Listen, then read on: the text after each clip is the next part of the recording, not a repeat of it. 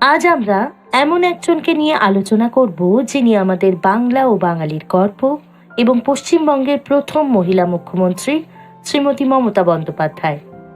তাই আজকের বিষয় বাংলা ও বাঙালির গর্ব, মুখ্যমন্ত্রী মমতা বন্দ্যোপাধ্যায়, যার রচয়িতা সঞ্চারী ভট্টাচার্য।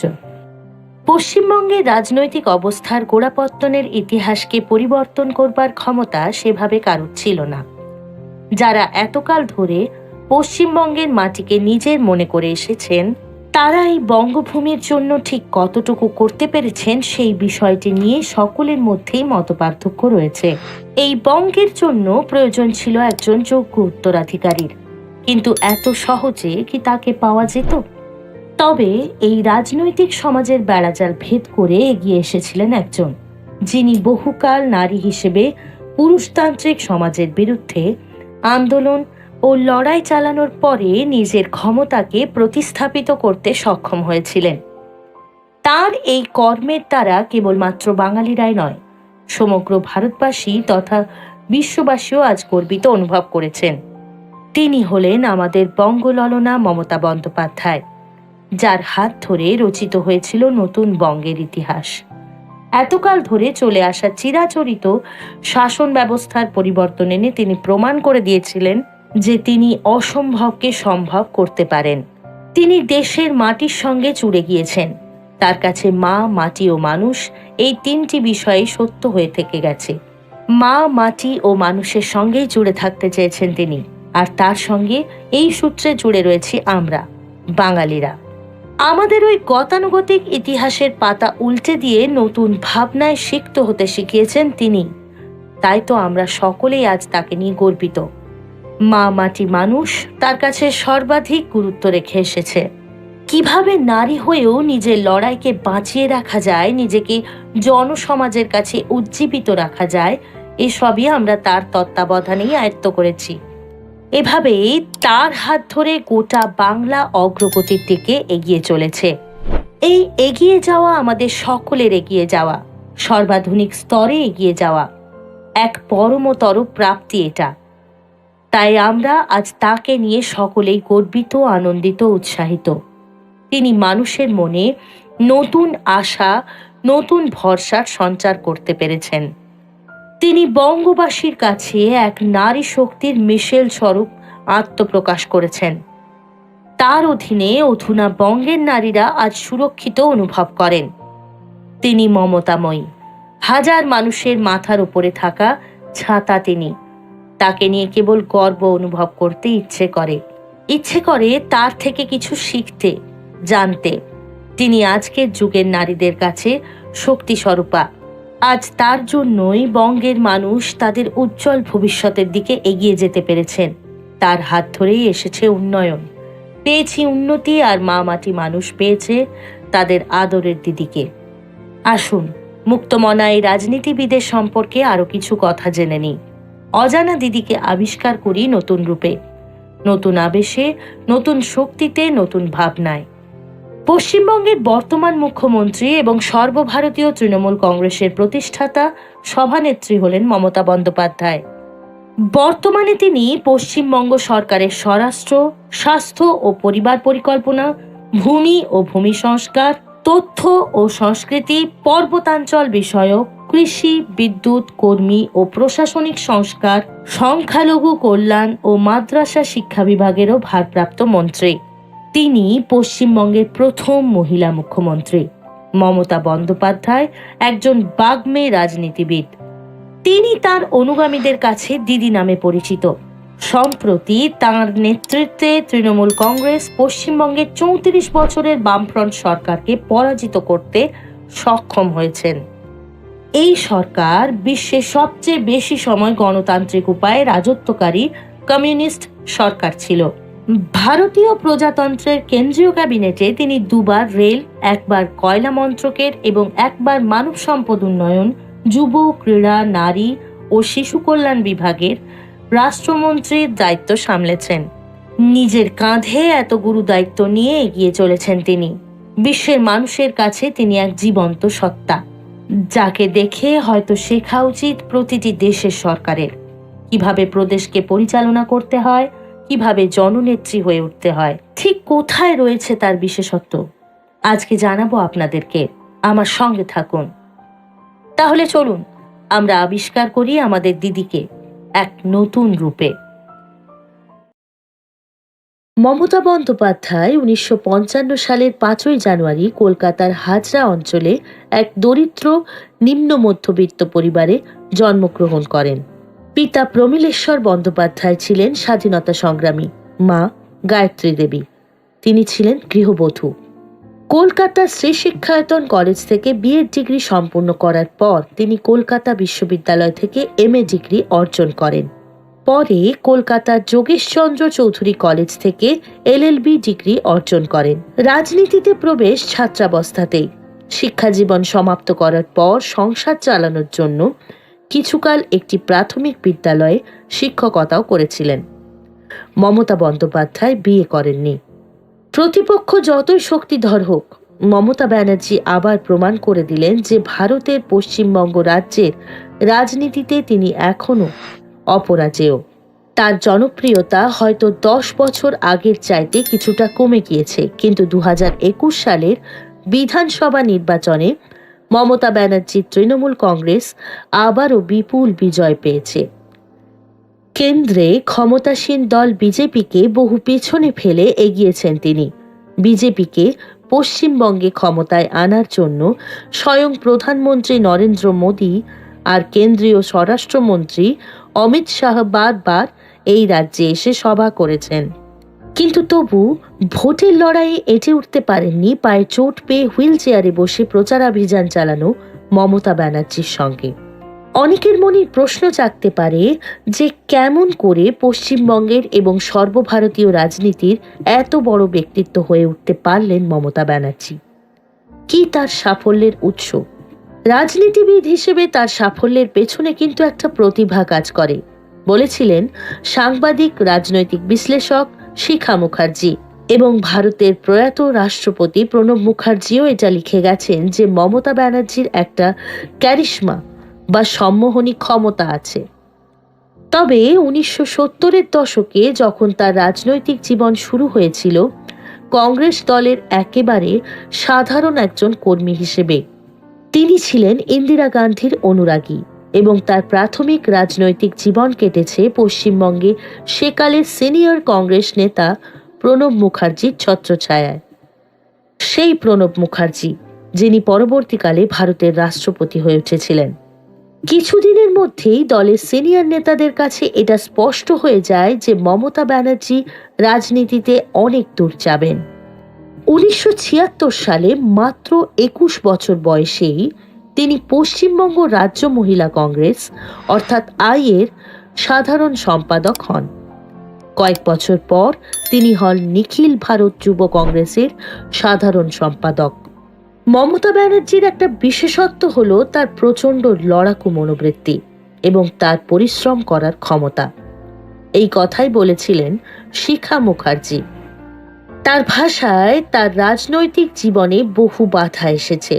2001 সালে তার দল তৃণমূল কংগ্রেস প্রায় ধ্বংস হবার উপক্রম হয়েছিল, কিন্তু তিনি আবার উঠে দাঁড়িয়েছেন, দলকে পুনর্গঠিত করেছেন। এটা তার লড়াই করার ক্ষমতার প্রমাণ।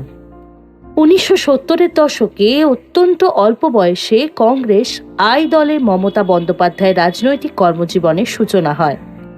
অল্প সময়ের মধ্যেই তিনি স্থানীয় কংগ্রেস নেত্রী রূপে পরিচিত হন। 1976 সাল থেকে 1980 সাল পর্যন্ত তিনি পশ্চিমবঙ্গ মহিলা কংগ্রেস আই এর সাধারণ সম্পাদক ছিলেন।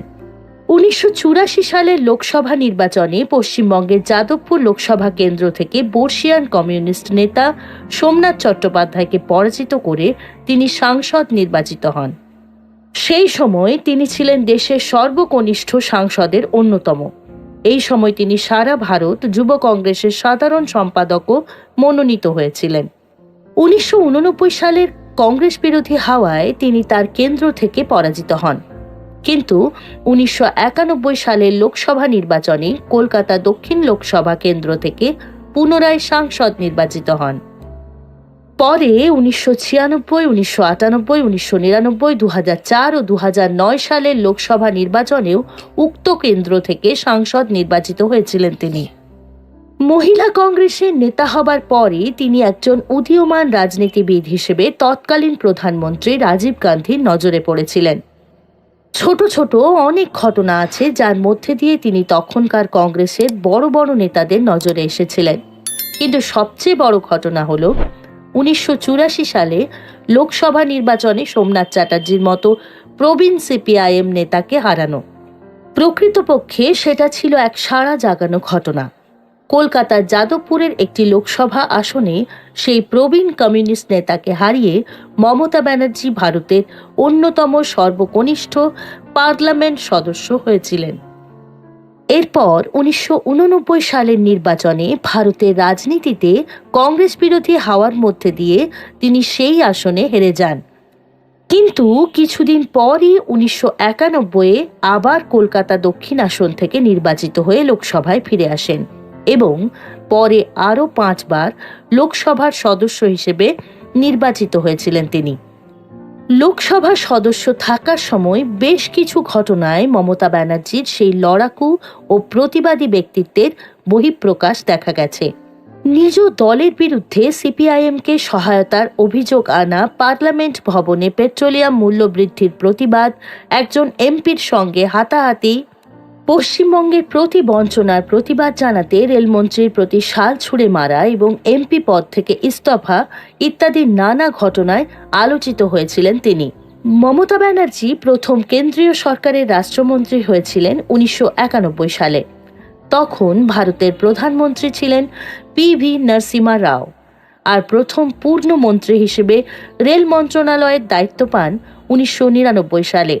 যখন বিজেপি নেতৃত্বাধীন এনডিএ জোটের অংশ হয়েছিল তার নিজের প্রতিষ্ঠিত দল তৃণমূল কংগ্রেস। 1991 সালে নরসিমহা রাওয়ের মন্ত্রিসভায় মমতা বন্দ্যোপাধ্যায় মানব সম্পদ উন্নয়ন, ক্রীড়া ও যুব কল্যাণ এবং মহিলা ও শিশু বিকাশ মন্ত্রকের রাষ্ট্রমন্ত্রী মনোনীত হন। পরে ক্রীড়ামন্ত্রী হিসেবেও কলকাতার ব্রিগেড প্যারেড গ্রাউন্ডে খেলাধুলোর প্রতি সরকারি ঔদাসীন্যের প্রতিবাদে তিনি পদত্যাগের সিদ্ধান্তের কথা ঘোষণা করেন। 1993 সালে তার পদত্যাগপত্র গৃহীত হয়। 1996 সালের এপ্রিল মাসে তিনি তার দলের বিরুদ্ধে পশ্চিমবঙ্গে সিপিআইএমকে সহায়তা করার অভিযোগ আনেন। নিজেকে দলের একমাত্র প্রতিবাদী কণ্ঠ বলে উল্লেখ করে তিনি এক পরিচ্ছন্ন কংগ্রেসের দাবি জানান। কলকাতার আলিপুরে একটি জনসভায় গলায় শাল পেঁচিয়ে আত্মহত্যারও হুমকি দিয়েছিলেন তিনি। 1996 সালের জুলাই মাসে পেট্রোলিয়ামের মূল্যবৃদ্ধির প্রতিবাদে লোকসভার ওয়েলে বসে পড়েন তিনি। এই সময়ই সমাজবাদী পার্টি সাংসদ অমর সিংহের জামার কলার ধরে তাঁর সঙ্গে হাতাহাতিতে জড়িয়ে পড়েন মমতা ব্যানার্জি।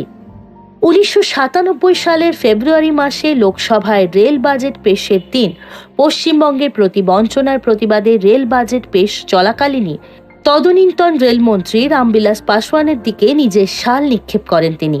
পরে তিনি সাংসদ পদ থেকে ইস্তফাও দেন। কিন্তু লোকসভার তদনীন্তন অধ্যক্ষ PA সাংমা তার পদত্যাগপত্র প্রত্যাখ্যান করে তাকে ক্ষমা চাওয়ার নির্দেশ দেন। পরে সন্তোষ মোহন দেবের মধ্যস্থতায় তিনি ফিরে আসেন। মমতা ব্যানার্জি কংগ্রেস থেকে বেরিয়ে গিয়ে তৃণমূল কংগ্রেস প্রতিষ্ঠা করেছিলেন 1998 সালে এবং কিছুকালের মধ্যেই এটি পরিণত হয় বামফ্রন্ট শাসিত পশ্চিমবঙ্গের অন্যতম প্রধান রাজনৈতিক দলে। বামফ্রন্ট সরকারের সময় 2005 সাল থেকে পরবর্তী কয়েক বছরে পশ্চিমবঙ্গে শিল্প স্থাপনের জন্য কৃষিজমি বরাদ্দের কয়েকটি ঘটনাকে কেন্দ্র করে গণ অসন্তোষ তৈরি হয়। বিশেষ করে সিঙ্গুর ও নন্দীগ্রামে জমি রক্ষার জন্য গড়ে ওঠা আন্দোলনের মধ্য দিয়ে পশ্চিমবঙ্গ রাজ্যের প্রধান বিরোধী দলে পরিণত হয় তৃণমূল কংগ্রেস। নন্দীগ্রামে আন্দোলনরত জনতার উপর পুলিশের গুলিতে অন্তত 14 জন নিহত হবার পর পশ্চিমবঙ্গে বামফ্রন্ট সরকার বিরোধী মনোভাব জোরদার হয়ে ওঠে। নন্দীগ্রামে কৃষকদের বিক্ষোভে নেতৃত্ব দিয়ে মমতা ব্যানার্জি হয়ে ওঠেন রাজ্যের জনপ্রিয় নেত্রী। সাবির আহমেদ বলেছিলেন, পশ্চিমবঙ্গে একটা সময় ছিল যখন লোকে ভাবত বামফ্রন্টকে কেউ হটাতে পারবে না, কিন্তু তাদের মোকাবিলা করার নেতৃত্ব এবং সাহস মমতা ব্যানার্জি দেখাতে পেরেছিলেন। আর ভূমি অধিগ্রহণের ইস্যুটিতে তিনি সাধারণ মানুষের সঙ্গে সংযোগ স্থাপন করতে পেরেছিলেন। প্রথম দিকে তার স্লোগান ছিল শুধুই বামফ্রন্ট হটাও, কিন্তু পরে নন্দীগ্রাম আন্দোলনের মধ্যে দিয়ে গ্রামীণ মানুষের মধ্যে তার রাজনৈতিক ভিত্তি সৃষ্টি হয়। তার ফলেই মমতা ব্যানার্জির নির্বাচনে বিজয়ের পথ তৈরি হয়েছিল, বলেছিলেন শিখা মুখার্জি। 2009 সালের লোকসভা নির্বাচনে পশ্চিমবঙ্গ রাজ্যে বামফ্রন্টের চাইতে বেশি আসন পায় তৃণমূল, আর তার 2 বছর পরে বিধানসভা নির্বাচনে কংগ্রেসের সঙ্গে জোট বেঁধে মমতা ব্যানার্জির তৃণমূল দল ওই রাজ্যে 34 বছর ধরে ক্ষমতাসীন থাকা বামফ্রন্টকে হারায়। মমতা ব্যানার্জি হন পশ্চিমবঙ্গ রাজ্যের প্রথম নারী মুখ্যমন্ত্রী। এরপর থেকে তিনি নিরবচ্ছিন্নভাবে ক্ষমতায় আছেন। এরপর 2016 এবং 2021 নির্বাচনেও জয়ী হয় তৃণমূল কংগ্রেস। বিদায়ী রাজ্য বিধানসভার 295টির মধ্যে তার দলের হাতে ছিল 211টি আসন। এভাবেই তিনি আরও এগিয়ে চলেছেন। আসুন এবারে আমরা চলে যাই আমাদের পরবর্তী বিষয়টির দিকে। কিভাবে রাজনৈতিক জগতে মমতা বন্দ্যোপাধ্যায় নিজের স্থানকে আরও বেশি মজবুত করলেন। চলুন জেনে নেওয়া যাক সেই সকল অজানা অধ্যায়ের কথা। মুখ্যমন্ত্রী মমতা বন্দ্যোপাধ্যায় বলেছিলেন তিনি জীবন দিতে তৈরি, তবে তিনি নাগরিকত্ব কাটতে দেবেন না। বিশ্বের সবচেয়ে বড় গণতান্ত্রিক দেশ ভারত। ভারতে রয়েছে 28টি ভিন্ন ভিন্ন রাজ্য এবং 8টি কেন্দ্রশাসিত অঞ্চল বা ইউনিয়ন টেরিটরি। পশ্চিমবঙ্গ, যাকে ইংরেজিতে বলা হয় ওয়েস্ট বেঙ্গল, এটি হলো অন্যতম প্রধান একটি রাজ্য। এই রাজ্য থেকে পরপর 3 বার মুখ্যমন্ত্রী নির্বাচিত হয়েছেন মমতা বন্দ্যোপাধ্যায়। একজন মহিলা হিসেবে এই কৃতিত্ব তার একারই। মমতা বন্দ্যোপাধ্যায় বাংলার পাশাপাশি ভারতের সবার কাছে দিদি বা বড় বোন বলেই পরিচিত। 1999 সালের 13 অক্টোবর মমতা বন্দ্যোপাধ্যায়কে রেল মন্ত্রণালয়ের দায়িত্ব প্রদান করেন তৎকালীন প্রধানমন্ত্রী অটল বিহারী বাজপেয়ী। মমতা ব্যানার্জি এই মেয়াদের দায়িত্ব পালন করেন 2001 সালের 15 মার্চ পর্যন্ত। এই সময়ে তার প্রতিষ্ঠিত সর্বভারতীয় তৃণমূল কংগ্রেস আরেক প্রধান রাজনৈতিক দল, যেটি ভারতীয় জনতা পার্টির নেতৃত্ব ন্যাশনাল ডেমোক্রেটিক অ্যালায়েন্সের সঙ্গে জোটবদ্ধ ছিল। ভারতের প্রথম শিখ ধর্মাবলম্বী মনমোহন সিং ছিলেন ভারতের 14তম প্রধানমন্ত্রী, যাকে বলা হয় গণতন্ত্রের প্রাক অন্ত। মনমোহন সিং প্রধানমন্ত্রী থাকাকালীন মমতা বন্দ্যোপাধ্যায় রেল মন্ত্রণালয়ের মন্ত্রীর দায়িত্ব পান। তিনি রেল মন্ত্রণালয়ের বা ভারতীয়দের ভাষায় রেল মন্ত্রকের দায়িত্ব পালন করেন 23 মে 2009 থেকে 19 মে 2011 পর্যন্ত। রেলমন্ত্রীর পদ থেকে পদত্যাগ করার কারণ ছিল তিনি সর্বভারতীয় তৃণমূল কংগ্রেস থেকে পশ্চিমবঙ্গের বিধানসভা নির্বাচনে মুখ্যমন্ত্রী নির্বাচিত হয়েছিলেন। 20 মে 2011 থেকে মমতা বন্দ্যোপাধ্যায় পশ্চিমবঙ্গের মুখ্যমন্ত্রীর দায়িত্ব পালন করে আসছেন। এ সময় তার তৃণমূল কংগ্রেস জোটবদ্ধ ছিল ইউনাইটেড প্রগ্রেসিভ অ্যালায়েন্সের সঙ্গে। মমতা বন্দ্যোপাধ্যায় ছিলেন ভারতীয় জাতীয় কংগ্রেসের অন্যতম প্রভাবশালী নেত্রী। মমতা বন্দ্যোপাধ্যায় তার দল ভারতীয় জাতীয় কংগ্রেস বা কংগ্রেসের জন্য অনেক কিছু করেছেন। 1885 সালে প্রতিষ্ঠিত হওয়া সেই দল থেকে তিনি বেরিয়ে আসেন 1997 সালে। জাতীয় কংগ্রেসের নেতাদের মত ও আদর্শের সঙ্গে অমিল লক্ষ্য করেছিলেন বলেই এই সিদ্ধান্ত গ্রহণ করেছিলেন তিনি। মমতা বন্দ্যোপাধ্যায় নিজেকে তখন ভারতীয় জাতীয় কংগ্রেসের একমাত্র প্রতিবাদী কণ্ঠ বলে দাবিও করেছিলেন। অবশ্য তখন যেসব ঘটনা ঘটেছিল সেসবের মধ্যে অন্যতম ছিল যখন তিনি ক্রীড়া মন্ত্রকে ছিলেন। তখন তিনি দেখতে পেয়েছিলেন তার পশ্চিমবঙ্গকে অনেকাংশেই খাটো করে দেওয়া হয় এবং ভারতীয় জাতীয় কংগ্রেস পশ্চিমবঙ্গকে ঠিকভাবে মূল্যায়নও করে না। এই কারণে তিনি 1993 সালে মন্ত্রণালয় থেকে পদত্যাগ করেছিলেন। এরপরে 1996 সালে পেট্রোলিয়াম সহ বিভিন্ন পণ্যের মূল্যবৃদ্ধির কারণে তিনি প্রতিবাদ করেন, যার ফলে অনেকের চোখে তিনি শত্রুও হয়েছেন। এছাড়া রেলের বাজেট ঘোষণার সময় পশ্চিমবঙ্গকে অবহেলা করা তৎকালীন রেলমন্ত্রী রামবিলাস পাসওয়ানের কলার ধরেন। অবশ্য এই ঘটনায় তিনি সংসদ থেকে পদত্যাগের আবেদন করেছিলেন, কিন্তু তা গৃহীত হয়নি।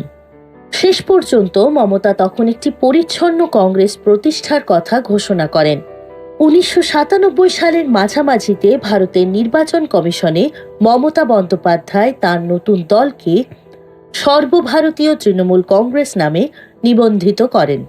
ভারতের নির্বাচন কমিশন এই দলকে জোড়া ঘাসফুল প্রতীক হিসেবে বরাদ্দ করেছিল। সর্বভারতীয় তৃণমূল কংগ্রেস আনুষ্ঠানিকভাবে ভারতের জনগণের সামনে আসে 1998 সালের 1 জানুয়ারি। তাই 1998 সালের 1 জানুয়ারি এই তারিখকে তৃণমূল কংগ্রেসের প্রতিষ্ঠার দিন ধরা হয়।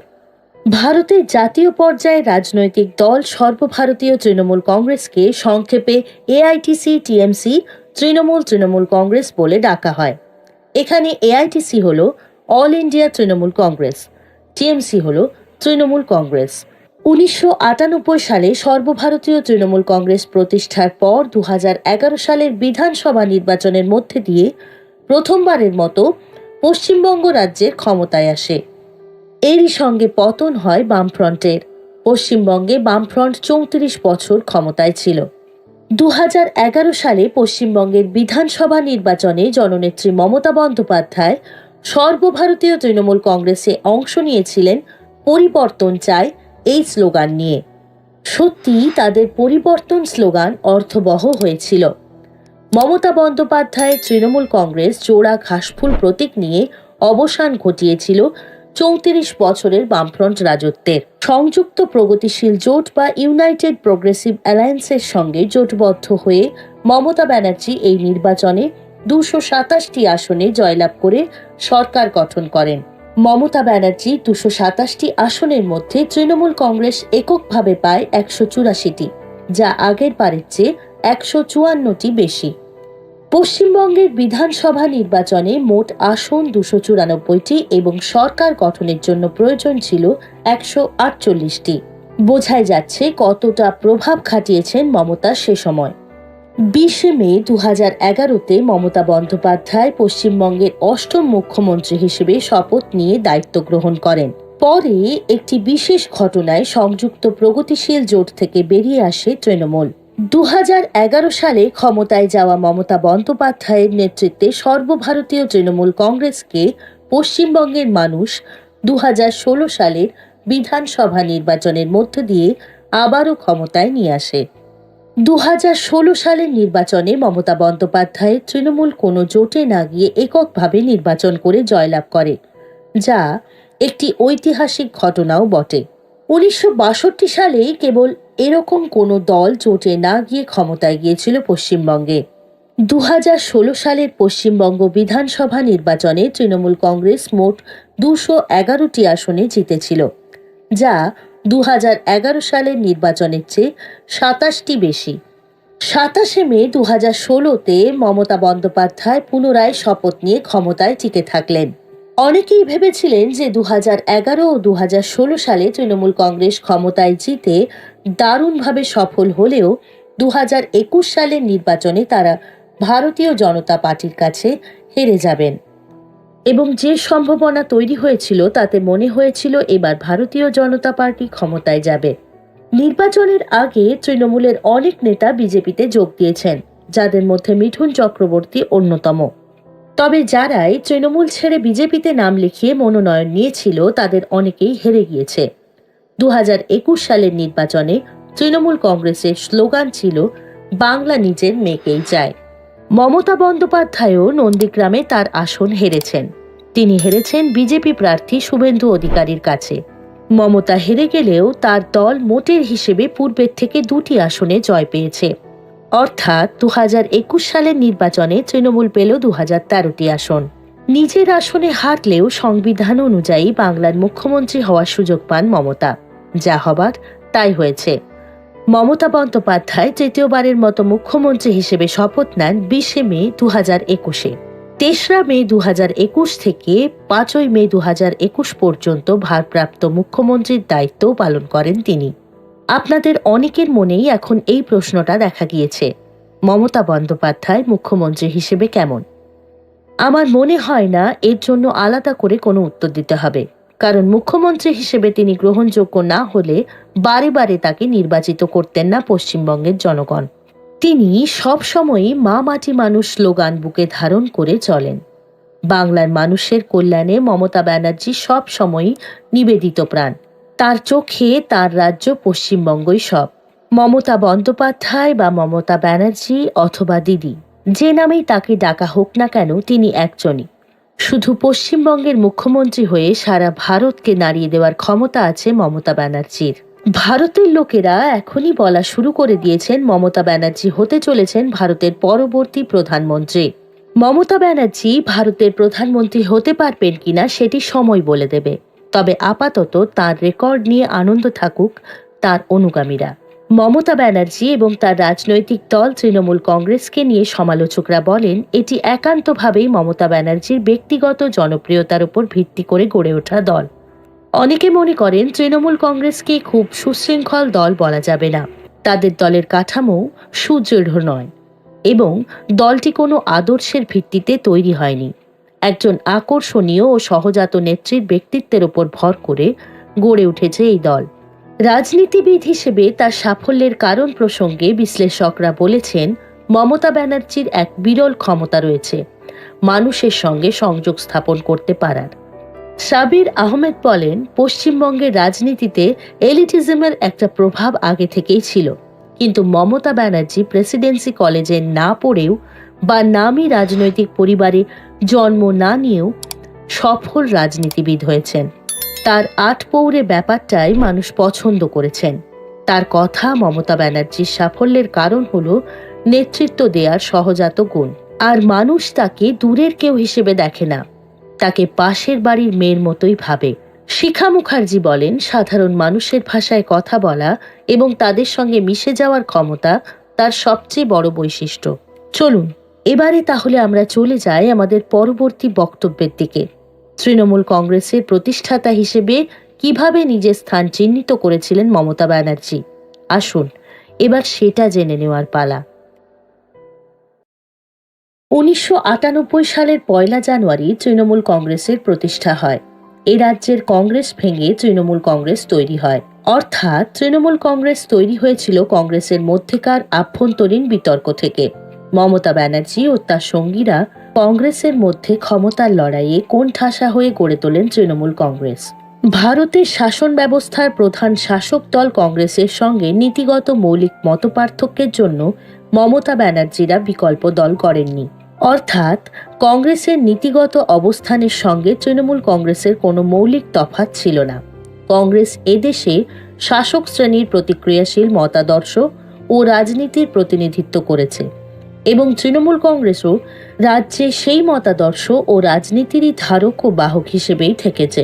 এর ওপর প্রবল ব্যক্তিকেন্দ্রিক এই দলে ন্যূনতম আভ্যন্তরীণ গণতন্ত্র বলে কিছু নেই। শ্রেণী শোষণমূলক শাসন ব্যবস্থা চালাবার জন্য গণতান্ত্রিক কাঠামোর একটি পদ্ধতি এই দেশে চালু আছে এবং কেন্দ্রীয় শাসক দলগুলি একটি ছোট্ট চক্রের দ্বারা পরিচালিত হলেও তাদের সাংগঠনিক কাঠামোয় একটি গণতান্ত্রিক প্রক্রিয়া রাখতে বাধ্য হয়। শেষ বিচারে হয়তো ওই চক্রই সব সিদ্ধান্ত নেয়, তবু আপাত গণতান্ত্রিক একটি ব্যবস্থা তাদের রাখতে হয়। একটি উদাহরণ দিয়ে বিষয়টা আলোচনা করা যাক।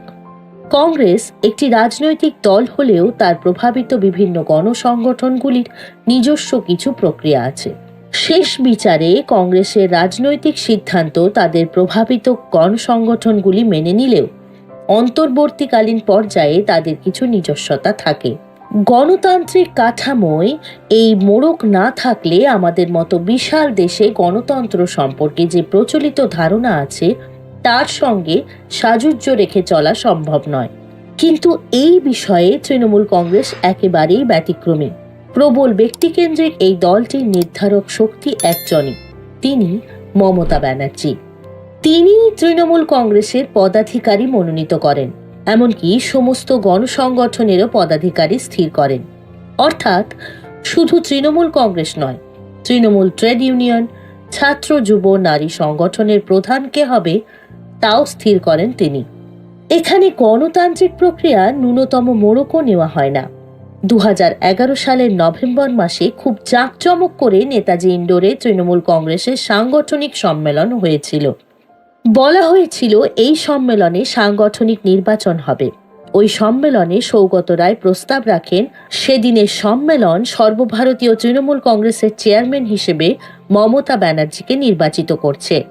সমবেত সবাই দুহাত তুলে তা সমর্থন করলেন। মমতা ব্যানার্জি চেয়ারম্যান হলেন। এরপরই মুকুল রায় একটি প্রস্তাব রাখলেন, তা হলো তৃণমূল কংগ্রেসের বাকি সব পদাধিকারীদের মনোনীত করার ভার এই সম্মেলন মমতা ব্যানার্জির ওপর অর্পণ করা হয়েছে। এটাও সিদ্ধান্ত হয়ে গেল। অর্থাৎ দলটার একটাই নির্বাচিত ব্যক্তি, তার নাম মমতা ব্যানার্জি। সুতরাং এটা স্পষ্ট, তৃণমূল কংগ্রেসের নিজস্ব কোনো বিকল্প নীতি বা কর্মসূচি নেই। প্রধানত কংগ্রেসের পথেই তাদের পথ। এখান থেকেই আমরা খোঁজার চেষ্টা করব কেন মমতা ব্যানার্জিরা তাদের নীতিগত অবস্থান অন্যরকম হওয়া সত্ত্বেও মাঝে মাঝে এফআইডি এর বিরোধিতা করেন কিংবা সিঙ্গুর নন্দীগ্রামের মতো লড়াইয়ের পক্ষ অবলম্বন করেন। তৃণমূল কংগ্রেসের জন্মলগ্ন থেকেই রাজ্যে পরিচিতি বেড়ে ওঠে সিপিআইএমকে তীব্র বিরোধিতার ওপর ভিত্তি করে। রাজ্য কংগ্রেসের ভাঙনের পর নিচুতলার কর্মীরা বেশিরভাগই তৃণমূল কংগ্রেসের সঙ্গে যুক্ত হয়ে যান।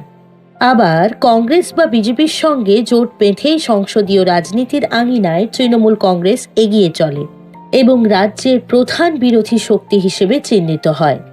1998 থেকে 2011 এই পর্যায়ে প্রতিটি নির্বাচনে তৃণমূল কংগ্রেস হয় কংগ্রেস নতুবা বিজেপির সঙ্গে রাজনৈতিক জোট করে তুলেছে।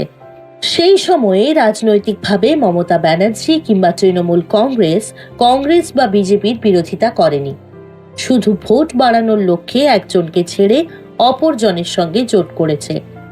2006 সালে সিঙ্গুরের কৃষক আন্দোলন দেখে মমতা ব্যানার্জি এবং তৃণমূল কংগ্রেস তার সুর একটু পাল্টায়।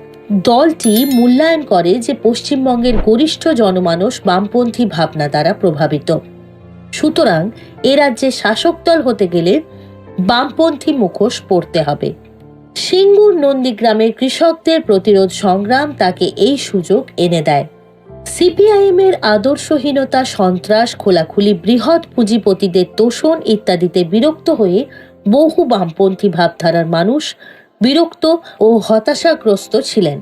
সিঙ্গুর নন্দীগ্রামের পর এই বিরাট সংখ্যক মানুষের সমর্থন মমতা ব্যানার্জি নিজের পক্ষে নিয়ে যেতে সমর্থ হন, যার ফলশ্রুতিতে বিপুল সংখ্যাগরিষ্ঠতা নিয়ে ক্ষমতায় আসে তৃণমূল কংগ্রেস ও কংগ্রেস জোট। সিপিআইএম দলের সামগ্রিক অধঃপতন গোটা রাজ্যে সংসদীয় রাজনীতিতে এক শূন্যতার সৃষ্টি করে। বহু মানুষ সিপিআইএম সহ বামফ্রন্টের পতন চায়। এই জায়গায় তৃণমূল কংগ্রেস সামনে চলে আসে। সিপিআইএম হটাও একমাত্র স্লোগান ছিল তার, আর তৃণমূল কংগ্রেসের বৃদ্ধি সিপিআইএমকে বিরোধিতা করে।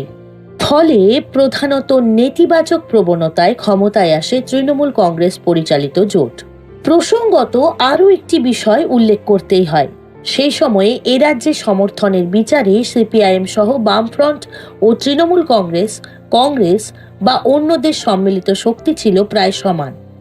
অর্থাৎ ক্ষমতায় যাবার জন্য আসন সংখ্যা নির্ধারক শক্তি হিসেবে কাজ করে, শতকরা হিসাবে নয়।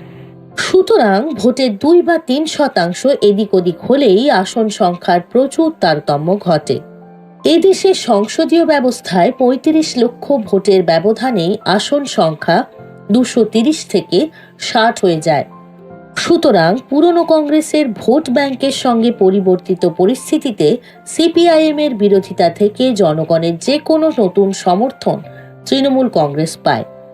তার ভিত্তিতেই প্রধান বিরোধী দল থেকে প্রধান রাজনৈতিক শক্তিতে তারা পরিণত হয়। এখানে আরও একটি বিষয়কে উল্লেখ করতে হবে। শাসকদের কেন্দ্রীয় নীতিকে এ রাজ্যে সিপিআইএম পরিচালিত বাম সরকার 34 বছর ধরে বাস্তবায়িত করেছে। শাসক শ্রেণীর সঙ্গে নানা মতপার্থক্য থাকা সত্ত্বেও সিপিআইএম বর্তমান ব্যবস্থা বা বর্তমান রাষ্ট্রীয় কাঠামোর মধ্যে ভালো শাসক হিসেবে দায়িত্ব পালন করেছে। কিন্তু 2006-এর পর থেকে তার সেই বিশ্বাসযোগ্যতা কমে যায়। অর্থাৎ যে দক্ষতার সঙ্গে জনগণের শাসক হয়ে তারা কাজ করছিল, সেই দক্ষতা দেখাতে তারা ব্যর্থ হয়। খুব স্বাভাবিকভাবেই শাসক শ্রেণীর বিভিন্ন অংশ বিপদ বুঝে মমতা ব্যানার্জি পরিচালিত তৃণমূল কংগ্রেসের প্রতি সহযোগিতার হাত প্রসারিত করে। অর্থাৎ শাসক শ্রেণীর মূল লক্ষ্য যাই ঘটুক না কেন বর্তমান সমাজ ব্যবস্থায় যে রাষ্ট্র কাঠামো আছে তার বিরুদ্ধে যেন শ্রমিক ও মেহনতিরা চলে না যায়। যে ঘটনাই ঘটুক তা যেন বর্তমান রাষ্ট্রীয় কাঠামোর পরিধির মধ্যেই সীমাবদ্ধ থাকে। স্বাভাবিকভাবে শাসক শ্রেণী অর্থাৎ বৃহৎ দেশি বিদেশি কর্পোরেট পুঁজি সামন্ত শক্তির অবশেষ যখন দেখল সিপিআইএম দলের বিশ্বাসযোগ্যতা কমেছে, তখন তারা মমতা ব্যানার্জি ও তৃণমূল কংগ্রেসের পক্ষ অবলম্বন করে। এর মানে কি তারা সমস্ত শক্তি নিয়ে মমতা ব্যানার্জির পাশে দাঁড়ালো? না, তা নয়। সবসময়ই শাসক শ্রেণীর প্রধান লক্ষ্য থাকে যে যতই প্রতিবাদী আন্দোলন হোক না কেন সেই আন্দোলন যেন তাদের বেঁধে দেওয়া লক্ষণরেখার অর্থাৎ বর্তমান রাষ্ট্রীয় কাঠামোর মধ্যে আটকে থাকে। স্বাভাবিকভাবেই তৃণমূল কংগ্রেস পরবর্তীতে শাসক শ্রেণীর কাছে কতটা বিশ্বাসযোগ্য হয়ে উঠবে সেটা একটা দীর্ঘ পরিক্রমার বিষয়। কিন্তু সিপিআইএম দল বিশ্বাসযোগ্যতা হারাবার পর তাদের তৃণমূল কংগ্রেসের পক্ষ অবলম্বন করা ছাড়া বিকল্প কোনো পথ খোলা থাকে না। সুতরাং প্রধানত দক্ষিণপন্থী অবস্থান বজায় রেখেও বামপন্থী মুখোশ পরে শ্রমিক কৃষকদের স্বার্থের কথা তারস্বরে ঘোষণা করে তৃণমূল কংগ্রেস তার শক্তি বহু গুণ বাড়িয়ে নেয়। এই পর্যায়ে শাসক শ্রেণীর বড় অংশই তাদের পক্ষ অবলম্বন করে। মোটামুটি এই কারণে 2011-তে বিপুল সংখ্যাগরিষ্ঠতা নিয়ে তৃণমূল কংগ্রেস ও কংগ্রেস জোট এ রাজ্যে ক্ষমতায় এসেছে। অর্থাৎ 1998 সালে যে যাত্রা তৃণমূল কংগ্রেস শুরু করেছিল 2011 সালে সেই পর্যায়ে শেষ হয়। এবার এই শক্তিটির মূল্যায়ন করে দেখা যাক এই দলটির বর্তমান অবস্থানটা ঠিক কি।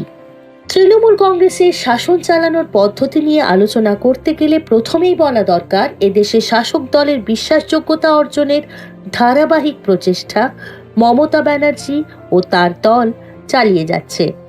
ক্ষমতায় আসীন হবার দিন থেকে বন্ধ ও ধর্মঘট সহ মেহনতি মানুষের সব ধরনের প্রতিবাদের বিরুদ্ধে ধারাবাহিক প্রচার ও শাস্তিমূলক ব্যবস্থা নেবার হুমকি দিয়ে এবং নানা ধরনের সামিট করে বৃহৎ পুঁজিপতিদের কাছে বার্তা পৌঁছতে পেরেছে যে তারা সিঙ্গুরে টাটাদের বিরুদ্ধে যতই আন্দোলন করুক তা ঘটানো হয়েছে নির্বাচনী বিজয়ের হাতিয়ার হিসেবে।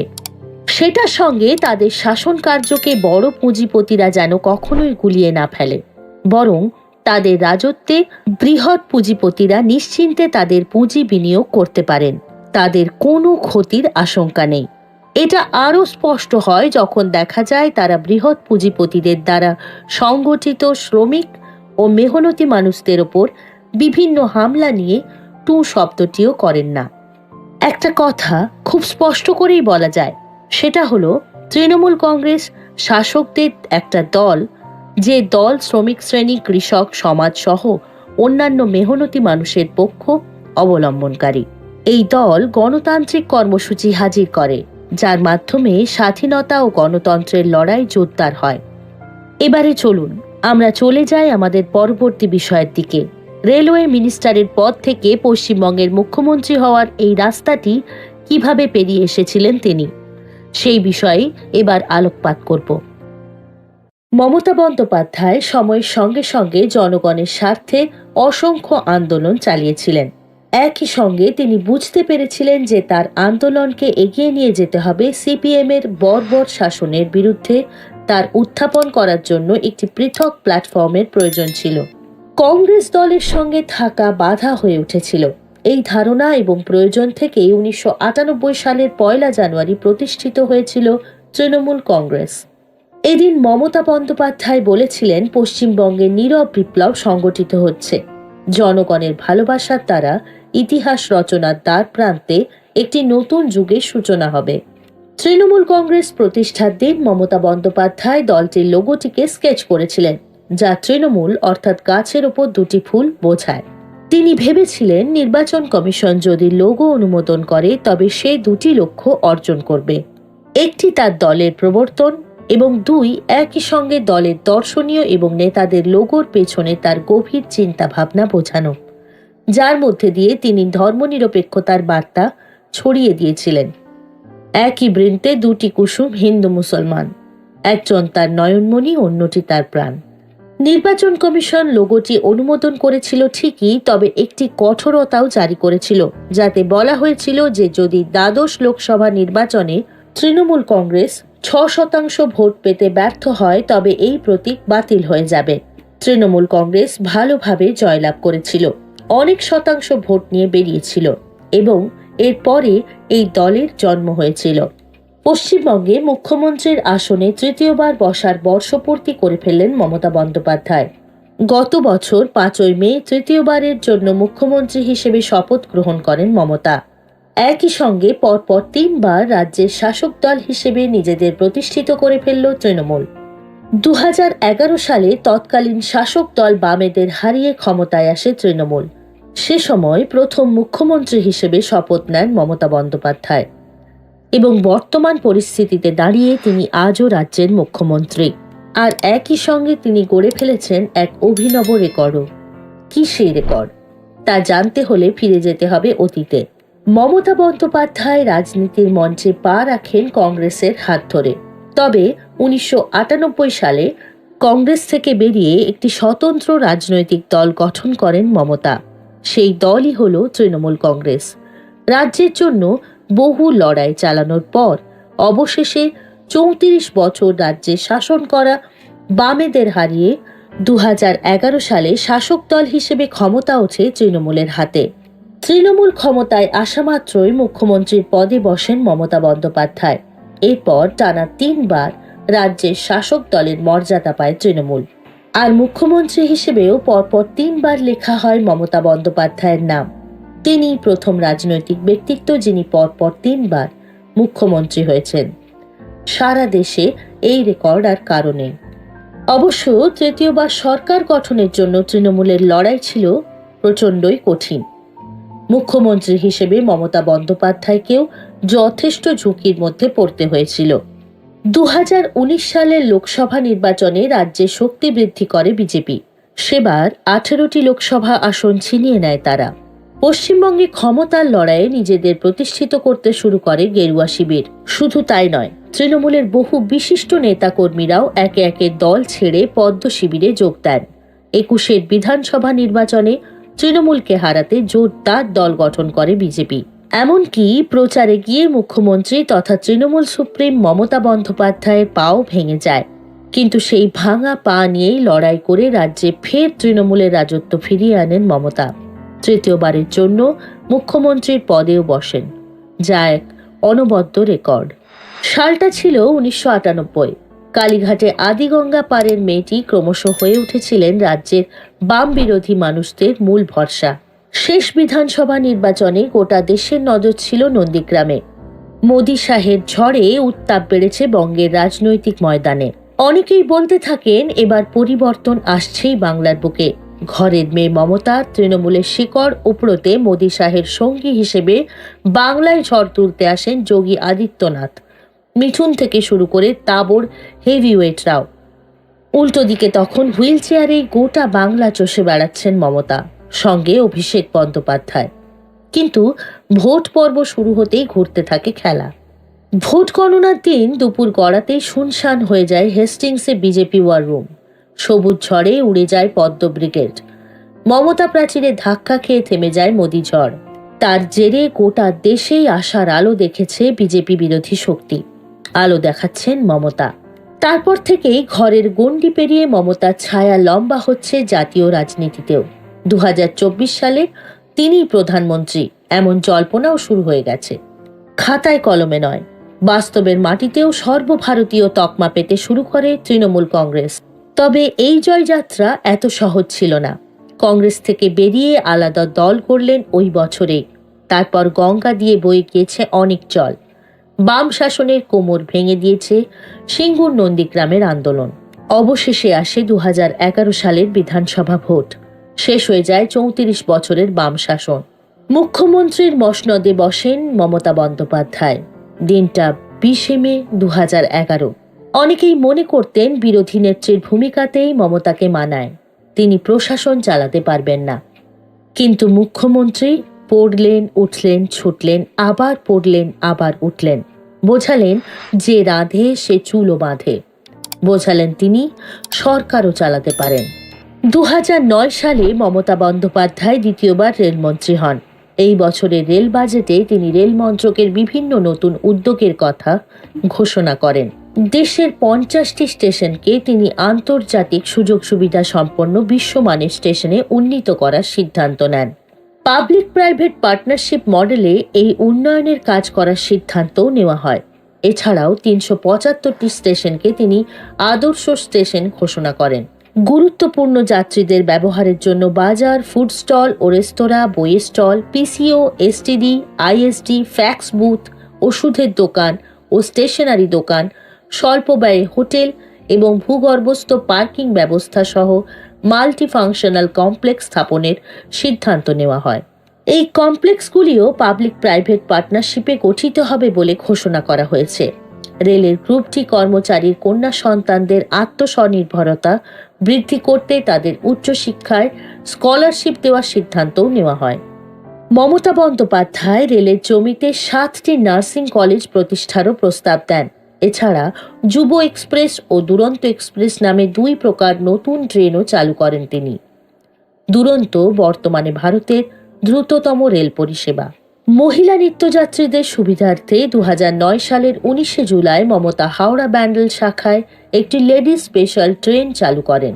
পরে শিয়ালদহ, কল্যাণী, পানভেল, মুম্বাই সিএসটি ইত্যাদি সারা দেশের একাধিক শাখায় মহিলা স্পেশাল ট্রেন চালু হয়। 18 সেপ্টেম্বর শিয়ালদহ ও নতুন দিল্লির মধ্যে প্রথম দুরন্ত এক্সপ্রেস চালু হয়। 21 সেপ্টেম্বর চেন্নাই ও নতুন দিল্লির মধ্যে দ্বিতীয় দুরন্ত এক্সপ্রেসটি চালু হয়। মমতা সন্ত্রাস বিধ্বস্ত কাশ্মীরেও রেলপথের প্রসারে মনোযোগী হন। অক্টোবর মাসে অনন্তনাগ কাদিগঞ্জ রেলওয়ে চালু হয়।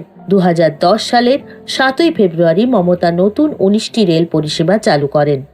নিজের মেকওভার বদলের সঙ্গে সঙ্গে চলল রাজ্যের মেকওভার বদলের কাজও। ঝকঝকে রাস্তা, চকচকে আলো, নীল সাদার মেকআপ।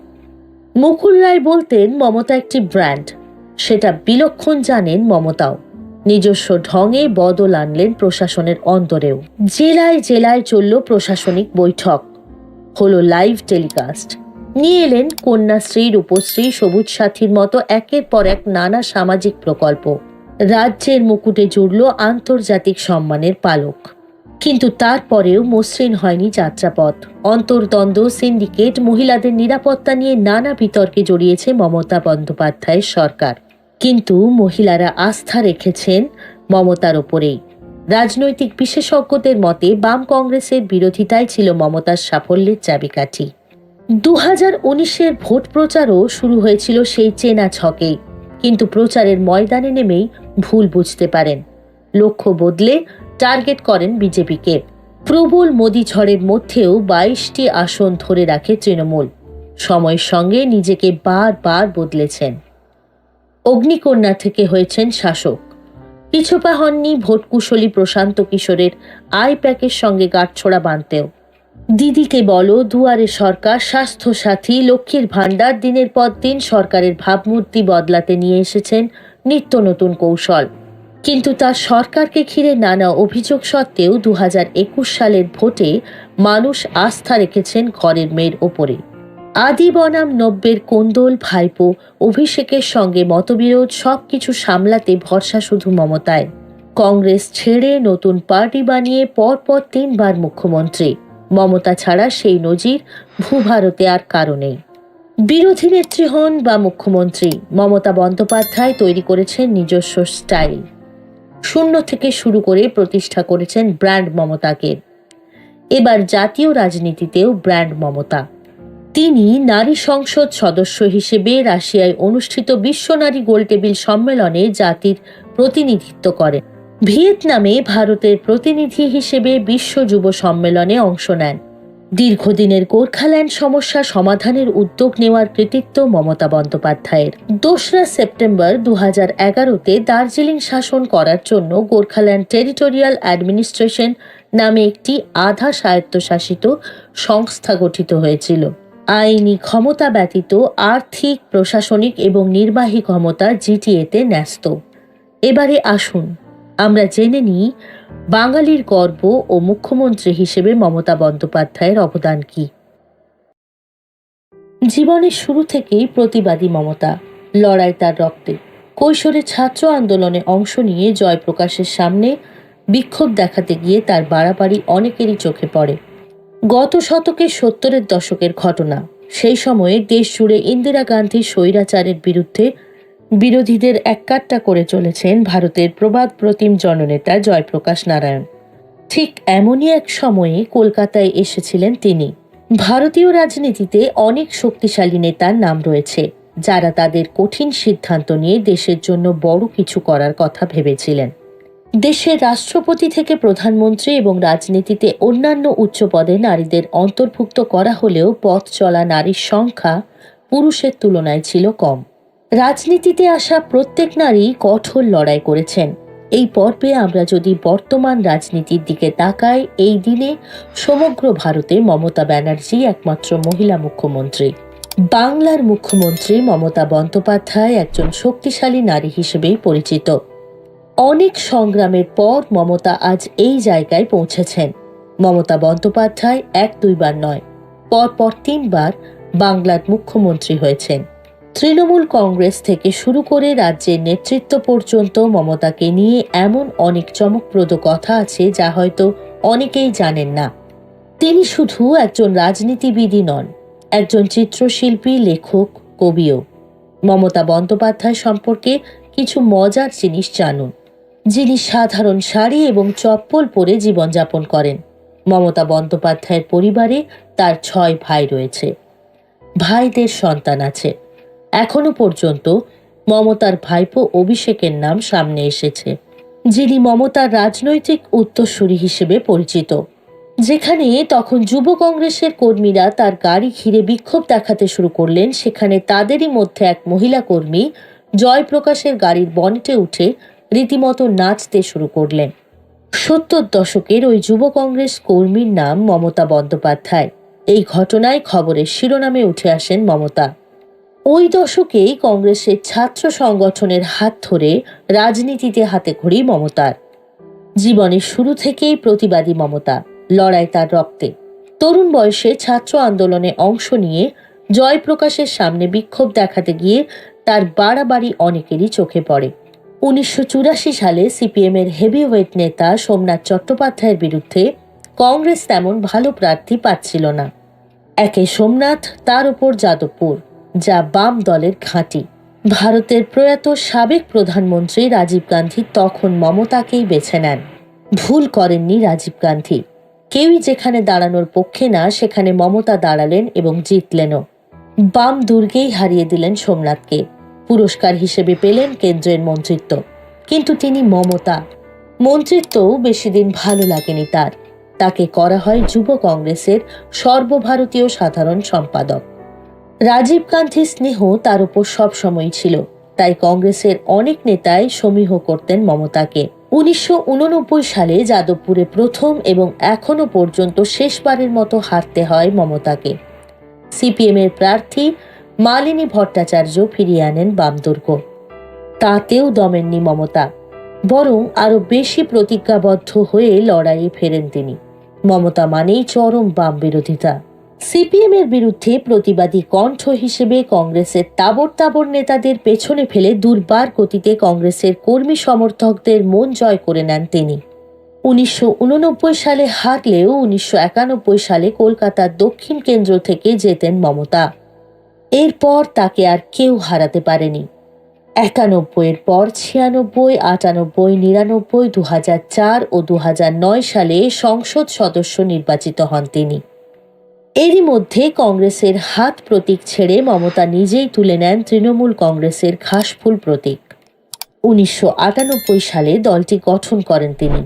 কংগ্রেসের বিরুদ্ধে তার অভিযোগ, সিপিএমের সঙ্গে আপোষ করেছে দলটি। মুখ্যমন্ত্রী হওয়ার আগে রাজীব গান্ধী, পিভি নরসিমহা রাও, অটল বিহারী বাজপেয়ী ও মনমোহন সিংহের মন্ত্রিসভায় ছিলেন মমতা।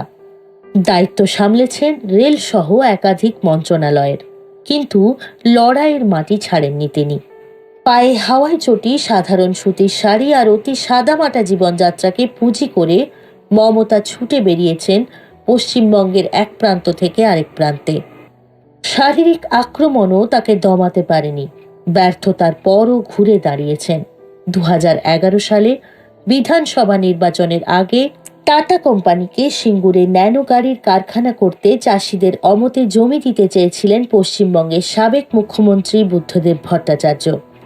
পূর্ব মেদিনীপুরের নন্দীগ্রামে বিশেষ অর্থনৈতিক অঞ্চলও করতে চেয়েছিলেন তিনি। ওই দুই ইস্যু নিয়ে ঝাঁপিয়ে পড়েন মমতা।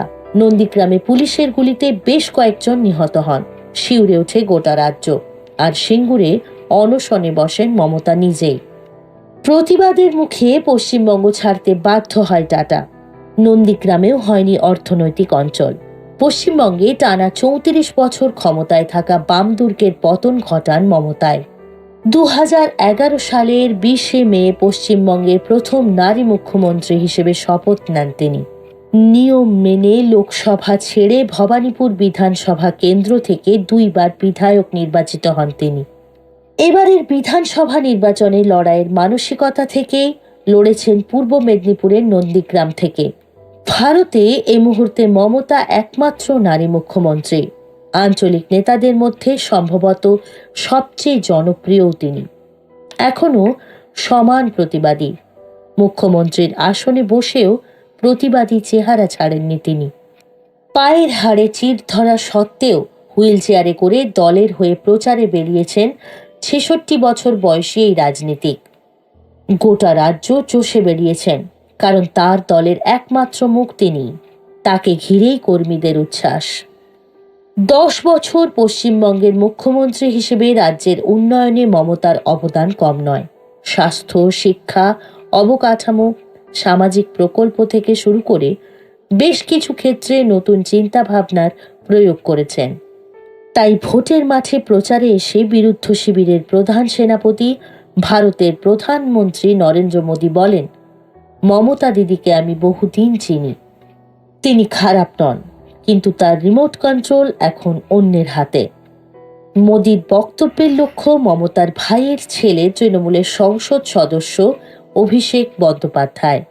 অভিষেকের প্রতি সন্তানসম দুর্বলতা রয়েছে সংসার জীবনে পা না রাখা মমতার। ঘনিষ্ঠজনেরাও বিষয়টি জানেন, আর তাই অভিষেকের ওপর ক্ষুব্ধ অনেকেই। অভিষেককে বিজেপির প্রার্থী শুভেন্দু অধিকারী প্রকাশ্যে তোলাবাজ ভাইপো বলেছেন। বেশ কিছু অভিযোগ রয়েছে অভিষেকের বিরুদ্ধে। এসব বিষয়ে নীরব মমতা। মমতার আমলে সবচেয়ে বড় অভিযোগ দুর্নীতি। তার আঁকা ছবি কোটি কোটি টাকায় বিক্রি হওয়া নিয়ে সমালোচনা রয়েছে। আছে তৃণমূল স্তর থেকে ওপর তলা পর্যন্ত দুর্নীতির অভিযোগও। অবশ্য দুর্নীতিতে অভিযুক্ত তৃণমূলের অনেক নেতা নির্বাচনের আগে দল বদল করে বিজেপি শিবিরে যোগ দিয়েছেন। তাই দেখার পালা দুর্নীতি মমতার পদ্ম কাটা হয় কিনা। মমতা এবারের বিধানসভা নির্বাচনে জিতলে হ্যাটট্রিক করবেন, আর হারলে না, হারার কোনো প্রশ্ন আসে না। তিনি জেতেন, পুনরায় জেতেন এবং হ্যাটট্রিকও করেন। দল বদলে ব্যাপক ক্ষতি হওয়া সত্ত্বেও পশ্চিমবঙ্গে মমতার নেতৃত্বে ঘাস ফুলি ফুটেছে। এইভাবেই নিজের চলার পথকে আরও মসৃণ করে তুলেছেন এই সভানেত্রী। তবে তাকে নিয়ে জল্পনার কিন্তু কোনো শেষ নেই। তিনি নাকি সমালোচনার ওপরে। আজকে সেই বিষয়টি নিয়েই আলোচনা করব পরবর্তী বিষয়বস্তুতে। চলুন তাহলে এই বিষয়ে জেনে নিই, মমতাকে নিয়ে কেন সমালোচনা হয়েছে। যে কোনো ব্যক্তির জীবনের পৃষ্ঠাগুলিকে যদি উল্টে পাল্টে দেখতে যান, তাহলে অনেক ক্ষেত্রেই অনেক বৈষম্য আপনার নজরে পড়বে। মমতা বন্দ্যোপাধ্যায় এতকাল ধরে এই বঙ্গের মানুষের জন্য অনেক লড়াই করে এসেছেন। তবুও তার এই রাজনৈতিক জীবনের ক্ষেত্রে এমন কিছু ঘটনা ঘটেছিল যেটি বদলে দিয়েছিল তার ভবিষ্যৎকে। এই বিষয়টি নিয়েই আমি আর যে চিত্রার্পিতা এখন আলোচনা করব আপনাদের সঙ্গে। মমতাকে নিয়ে সমালোচনার অধিকার আমাদের কারণ নেই, বরং তিনি যেভাবে বঙ্গের মানুষের কাছে এক নয়া নজির সৃষ্টি করেছেন, আমাদেরকে সেটির প্রতি সম্পূর্ণ সমর্থন জানানো উচিত। তবুও যে সকল বিষয়গুলি ওনার রাজনৈতিক জীবনের ক্ষেত্রে বাধা সৃষ্টি করেছিল, আজকে সেগুলো নিয়েই আলোচনা করব। তবে মমতা বন্দ্যোপাধ্যায়ের দল অর্থাৎ তৃণমূল কংগ্রেসের বিষয়ে আগে কিছু কথা জেনে নেওয়া যাক। 24 বছরে চালচিত্র বদলেছে, কিন্তু প্রাসঙ্গিকতা একই। বরং বেড়েছে। একটা সময়ে সিপিএম এর রাজত্বের বিরুদ্ধে তৃণমূল ছিল জনস্বার্থে মূল বিকল্প। আজ সিপিএম পরাজিত, দুর্বল। কিন্তু দেশে বিজেপির বিরুদ্ধে তৃণমূল নেত্রী ও তৃণমূল কংগ্রেস বিকল্প শক্তির ভরকেন্দ্র হয়ে উঠেছে। এমনকি নতুন কিছু রাজনৈতিক সমীকরণের চৌম্বকীয় ক্ষেত্রে জন্ম দেওয়ার ক্ষমতা রাখছে তৃণমূল। বাংলাকে আবার দিল্লি জয়ের স্বপ্ন দেখাচ্ছে। আন্তর্জাতিক স্তরে বাংলার সামাজিক স্কিমগুলি মডেল হয়ে উঠেছে। বাংলা তো বটেই, একাধিক রাজ্য ও জাতীয় স্তরেও তৃণমূল প্রবলভাবে প্রাসঙ্গিক। সমর্থকদের গর্ব, সমালোচকদের মূল লক্ষ্যবস্তু। প্রাসঙ্গিক না হলে হয়? প্রত্যেকটা দলেই যেমন সমস্ত কিছু সঠিক হতে পারে না, সেরকমই তৃণমূল কংগ্রেসেরও কিছু ভুল ছিল। দল দেখছে, চিহ্নিত করছে, সংশোধন করছে। দল সমাজের বাইরে নয়, ভ্রান্তি অবক্ষয় মেরামতি করেই আরো সতর্কতা, নজরদারি বাড়িয়ে দল আরো বৃহত্তর দায়িত্ব পালনে এগিয়ে চলেছে। সংগঠন, কর্মসূচি এবং সরকারি কর্মসূচিকে আরও সময়োপযোগী, অভিযোজিত, জনমুখী করে এগিয়ে চলার বার্তা ইতিমধ্যেই স্পষ্ট। এক এক করে বহু বছর কেটে গেছে, অগ্নিকন্যার অগ্নিপথে যাত্রা থামেনি। এরই মধ্যে মমতা বন্দ্যোপাধ্যায়কে এক প্রকার টলিয়ে দেয় সারদাকাণ্ড, যা কিছুতেই পিছু ছাড়তে চায় না তার। সারদাকাণ্ডে দুই তদন্তকারী কেন্দ্রীয় সংস্থা সিবিআই ও ইডি, শাসক দলের নেতা মন্ত্রী ও ঘনিষ্ঠ পুলিশ প্রশাসনের কর্তাদের জেরায় জর্জরিত মমতা বন্দ্যোপাধ্যায়। তৃণমূল নেতা মদন মিত্র, কুণাল ঘোষ, জোড়াসাঁকোর তৃণমূল প্রার্থী বিবেক গুপ্ত, ইস্টবেঙ্গল কর্তা দেবব্রত সরকার, রাজ্যের নিরাপত্তা উপদেষ্টা সুরজিৎ কর পুরকায়স্থ, প্রাক্তন আইপিএস রজত মজুমদারকে ডেকে পাঠানো হয়েছে একে একে। ভোটের মুখে ফের সারদা মামলায় দলের লোকেদের তলব করার নেপথ্যে রাজনৈতিক অভিসন্ধি দেখেছেন তৃণমূল নেতৃত্ব। বিজেপির রাজ্য সভাপতি দিলীপ ঘোষ অবশ্য সাফ জানিয়েছেন তদন্ত তার নিজের গতিতে চলছে। এর সঙ্গে রাজনীতির কোনো যোগ নেই। বাংলার সাধারণ মানুষের কাছ থেকে লুট করা সারদা রোজভ্যালির লক্ষ লক্ষ টাকা গায়েব করেছে তৃণমূল। সারদার টাকা কোথায় গেল, কে হজম করলো, একদিন জানা যাবে নিশ্চয়ই। কিন্তু তৃণমূল দলনেত্রী মমতা বন্দ্যোপাধ্যায় এটা অস্বীকার করতে পারেন না যে সারদার বারবারন্ত থেকে পতনের প্রতিটি পর্বের সঙ্গে তিনি বা তাঁর দলের লোকেরা প্রত্যক্ষভাবে যুক্ত ছিলেন। চড়া সুদের লোভ দেখিয়ে পশ্চিমবঙ্গ, ওড়িশা, আসাম সহ উত্তর পূর্বের বেশ কয়েকটি রাজ্য থেকে প্রায় 24,000 কোটি টাকা তুলেছিলেন সুদীপ্ত সেনের সারদা গোষ্ঠী। কেন্দ্রীয় কোম্পানি বিষয়ক মন্ত্রকের অধীনস্থ এসএফআইও সারদা কেলেঙ্কারি নিয়ে 550 পাতার যে রিপোর্ট মন্ত্রকে পেশ করেন, তাতে দেখা যাচ্ছে সারদায় আমানত সংগ্রহে প্রবল জোয়ার আসে 2009 থেকে 2010 সালে। এসএফআইও রিপোর্ট অনুযায়ী সারদা পশ্চিমবঙ্গ থেকে মোট 2,131 কোটি টাকা তুলেছিল, যার প্রায় 2,000 কোটি এসেছিল রাজ্যে মমতা সরকার গঠনের পর। আর এখানেই তৃণমূলের প্রভাব বৃদ্ধির সঙ্গে সারদার বারবারন্তের একটা সমানুপাতিক সম্পর্কের হদিশ মিলেছে। এসএফআইও রিপোর্টে বলা হয়েছিল, প্রাক্তন পুলিশ কর্তা রজত মজুমদারের মতো প্রভাবশালীদের চাকরি দিয়ে কিংবা সংস্থার অনুষ্ঠান মঞ্চে তৃণমূলের মন্ত্রী মদন মিত্র বা পুলিশ কমিশনার সুরজিৎ কর পুরকায়স্থদের মতো প্রভাবশালীদের দাঁড় করিয়ে সারদা গোষ্ঠী আম জনতার কাছে নিজেদের বিশ্বাসযোগ্যতা প্রতিষ্ঠিত করে। সারদা কেলেঙ্কারি সামনে আসার পর মুখ্যমন্ত্রী মমতা বন্দ্যোপাধ্যায় বিশেষ তদন্তকারী দল গঠন করেছিলেন। ওই দলে গুরুত্বপূর্ণ ভূমিকায় ছিলেন রাজীব কুমার। তদন্তে বিভিন্ন দফায় সিট গ্রেপ্তার করেছে 11 জনকে। 224টি স্থাবর সম্পত্তি ও 54টি গাড়ি বাজেয়াপ্ত হয়েছে। চার্জশিট দিয়েছে প্রায় 300টি কেসের। ধৃতদের মধ্যে তৃণমূল ঘনিষ্ঠ বেশ কিছু নেতা মন্ত্রীও ছিলেন, যেমন কুণাল ঘোষ, সৃঞ্জয় বসু, রজত মজুমদার, মদন মিত্র প্রমুখ। কিন্তু সরাসরি মমতা বন্দ্যোপাধ্যায়ের সঙ্গে সারদার কোনো যোগ দেখায়নি সিটের তদন্ত। বিরোধীরা অভিযোগ করে তদন্তের নামে রাজ্য সরকার নিজের পিঠ বাঁচাচ্ছে।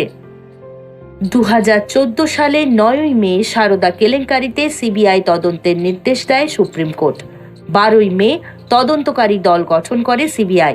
সুদীপ্ত সেন বারবার আক্ষেপ করেছেন মিডিয়া ব্যবসায় তাকে পথে বসিয়েছিল। সুদীপ্ত সেনের অভিযোগ, কোটি কোটি টাকা ঢালার পরেও কলম পত্রিকার মালিকানা তিনি পাননি।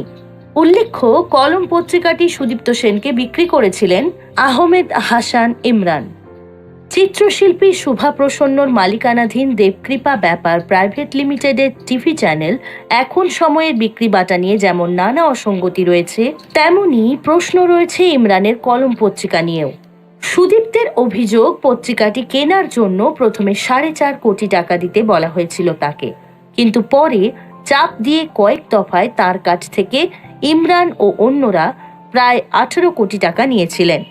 এদিকে সুদীপ্ত সেন চ্যানেল 10 ও তার নিউজ কিনে নেওয়ার পর ওগুলি যে কার্যত তৃণমূলের প্রচার যন্ত্রে পরিণত হয়েছিল তা বারে বারে বলেছেন বিরোধীরা। সারদার ঝাঁপ পড়ার পরেও চ্যানেল দুটি চলছিল। এর মধ্যে তারা নিউজ কার্যত সরকারি পৃষ্ঠপোষকতায় চলছিল, আর সারদার মিডিয়া ব্যবসার সঙ্গে তৃণমূলের মুখপাত্র কুণাল ঘোষের গভীর যোগাযোগের কথা তো সর্বজনবিদিত। তবুও এসবের পরেও মমতা ব্যানার্জি নিজের লড়াই থামিয়ে দেননি। তিনি যে এই সমস্ত কিছুই জানতেন না, সেই বিষয়টিকেও মানুষের সামনে পরিষ্কারভাবে তুলে ধরতে সক্ষম হয়েছিলেন তিনি। তাই এবারে তাকে ঘিরে তৃণমূলের ভবিষ্যৎ নিয়ে কিছু কথা বলবো। প্রথমত, অগ্নিকন্যার একক লড়াইয়ে একটি দল প্রতিষ্ঠিত ও সফল। মনে রাখুন, নেতাজি ছিলেন মহামানব, কিন্তু ফরওয়ার্ড ব্লক গড়ে সফল হননি। নতুন দল গড়ে প্রণব মুখোপাধ্যায়ও সফল হননি। বাংলায় 3 বার ক্ষমতায়, কেন্দ্রে 2 বার রেলমন্ত্রী, সংসদে 3য় বৃহত্তম দল। সাফল্যের এই রেকর্ড নতুন দলের প্রশ্নে ইন্দিরা গান্ধীর পর একেবারে মমতা বন্দ্যোপাধ্যায়। 8-এর দশক থেকে এখনও জনপ্রিয়তা ও প্রভাবের লাগাম ধরে থাকার ধারাবাহিকতাও বেনজির। দ্বিতীয়ত, 2004 থেকে 2006-এর ব্যাড প্যাচ কাটিয়ে প্রবলতর কামব্যাক। তৃতীয়ত, বিরোধী ভূমিকায় যতটা সফল, জমি রক্ষা সহ গণ আন্দোলনে যে সাফল্য, সরকার পক্ষ থেকে কাজ করার ভূমিকায় ততটাই সফল। চতুর্থত, দলকে সময়োপযোগী কাঠামো দিতে থাকা। পঞ্চমত, মনের দরজা খুলে সব অংশের মানুষকে জায়গা দেওয়া। অবদানের কথা বলতে গেলে এই বিষয়গুলির কথা তো উঠে আসবেই, আর সেগুলি হলো 2 দফার রেলমন্ত্রিত্বে বাংলার বিপুল প্রাপ্তি, উত্তর থেকে দক্ষিণ সর্বত্র রেল, বাম জমানার অবসান ও বহু প্রতীক্ষিত পরিবর্তন, জাতীয় স্তরে দাপটের সঙ্গে বাংলার প্রতিনিধিত্ব, রাজ্য সরকারের থেকে বিকল্প উন্নয়নের মডেলে আম জনতার প্রতি রাষ্ট্রের দায়িত্ব পালন, একটি পরিবারের সামাজিক সুরক্ষা নিশ্চিত করা, রাজনীতিতে অন্য জগতের তারকাদের সসম্মানে কাজের সুযোগ, রাজনীতিতে পরের পর নতুন প্রজন্মকে তুলে এনে প্রতিষ্ঠা, ভবিষ্যতের উপযুক্ত ভিত, জননেত্রী, জনসংযোগ, জনস্বার্থ। মমতা বন্দ্যোপাধ্যায়ের রাজনীতির ধরনটাই বৈশিষ্ট্য। নিজে বামপন্থী ঘরানার আচরণ আর দলের সর্বশ্রেণীর সম্মেলন। প্রয়াত প্রণব মুখোপাধ্যায় বলেছিলেন, মমতার দলটাই ইনহেরেন্ট কোয়ালিশন। ও সবাইকে এক মঞ্চে এনে ফেলেছে। সমাজের সব পেশার মানুষ এখন আন্দোলনে, মঞ্চে, পুরসভায়, পঞ্চায়েতে, বিধানসভায়, সংসদে। কৃষক, শ্রমিক, চিকিৎসক, আইনজীবী, শিক্ষক থেকে খেলোয়াড়, সাংবাদিক, গায়ক, অভিনেতা এবং আমলা। দলে এসেছেন বিভিন্ন দলের নেতাকর্মীরাও। গোটা সমাজের প্রতিনিধিত্ব করেছে দল। সঙ্গে D2H formula, direct to home কর্মসূচি শুধু রাজপথে নয়, নেত্রীর খবর পৌঁছে যাচ্ছে বাড়ির সকলের কাছে, সব স্লটে। উন্নয়নের স্কিমগুলির প্রশ্নেও তাই। ইমেজ ও উপকার, মানুষের মন বোঝা এবং মানুষকে সঙ্গে নিয়ে চলাই তৃণমূল নেত্রী ও তার দলের বৈশিষ্ট্য। এই কারণেই জেলায় জেলায় ছুটে গিয়ে হয় প্রশাসনিক বৈঠক। এই কারণেই রাস্তার ধারের কৃষকের দেওয়া চিরকুট সযত্নে রেখে বৈঠকে মুখ্যমন্ত্রী কড়া সুরে বলে ওঠেন, ময়ূরেশ্বরের বিডিও কোথায়, সার নিয়ে কালোবাজারি হচ্ছে কেন? কিংবা পাহাড়ে চা বাগানে চা পাতা তোলা শেখার খেলার ছলে মহিলা শ্রমিকদের সঙ্গে সংসারের গল্প সেরে ডিএমকে ডেকে বলতে পারেন, স্বাস্থ্য কেন্দ্রে ওষুধ বাড়াতে হবে। ঠিক পাশের বাড়ির ইমেজের অতি সাধারণ জীবনযাত্রার হাওয়ায় চপ্পল পরা মেয়ের মধ্যে এত আগুন, এত জেদ, এত সাহস। বাংলা মুগ্ধ, দেশ অবাক। সময়ের সঙ্গে বেড়েছে তার অভিজ্ঞতা, পরিচিতির ধার এবং ভার। 7 বারের সাংসদ, 2 বার রেলমন্ত্রী, 2 বার দিল্লিতে অন্য মন্ত্রী, 3 বারের মুখ্যমন্ত্রী। রাজনীতির পালা বদলের তারকাদের মুখ আর মুখোশ চেনার এক্সরে আই এখন আরও তীক্ষ্ণ। আর রয়েছেন কিছু নেত্রী অন্তঃপ্রাণ নেতা, সংগঠক এবং অবশ্যই কর্মীরা, নিঃস্বার্থ নিঃশর্ত ভালোবাসা নিয়ে। এবারে চলুন আমরা চলে যাই আমাদের পরবর্তী বিষয়ের দিকে। এবারে আমরা জানব একজন শিল্পী হিসেবে মমতা বন্দ্যোপাধ্যায়ের কৃতিত্বের কথা। কবিতা বিতান কাব্যগ্রন্থের জন্য মুখ্যমন্ত্রী মমতা বন্দ্যোপাধ্যায়কে পুরস্কৃত করেছে বাংলা সাহিত্য একাডেমি, যা নিয়ে সমালোচনার ঝড় উঠেছে। মমতার আঁকা ছবি বিক্রি নিয়েও সরব বিরোধীরা।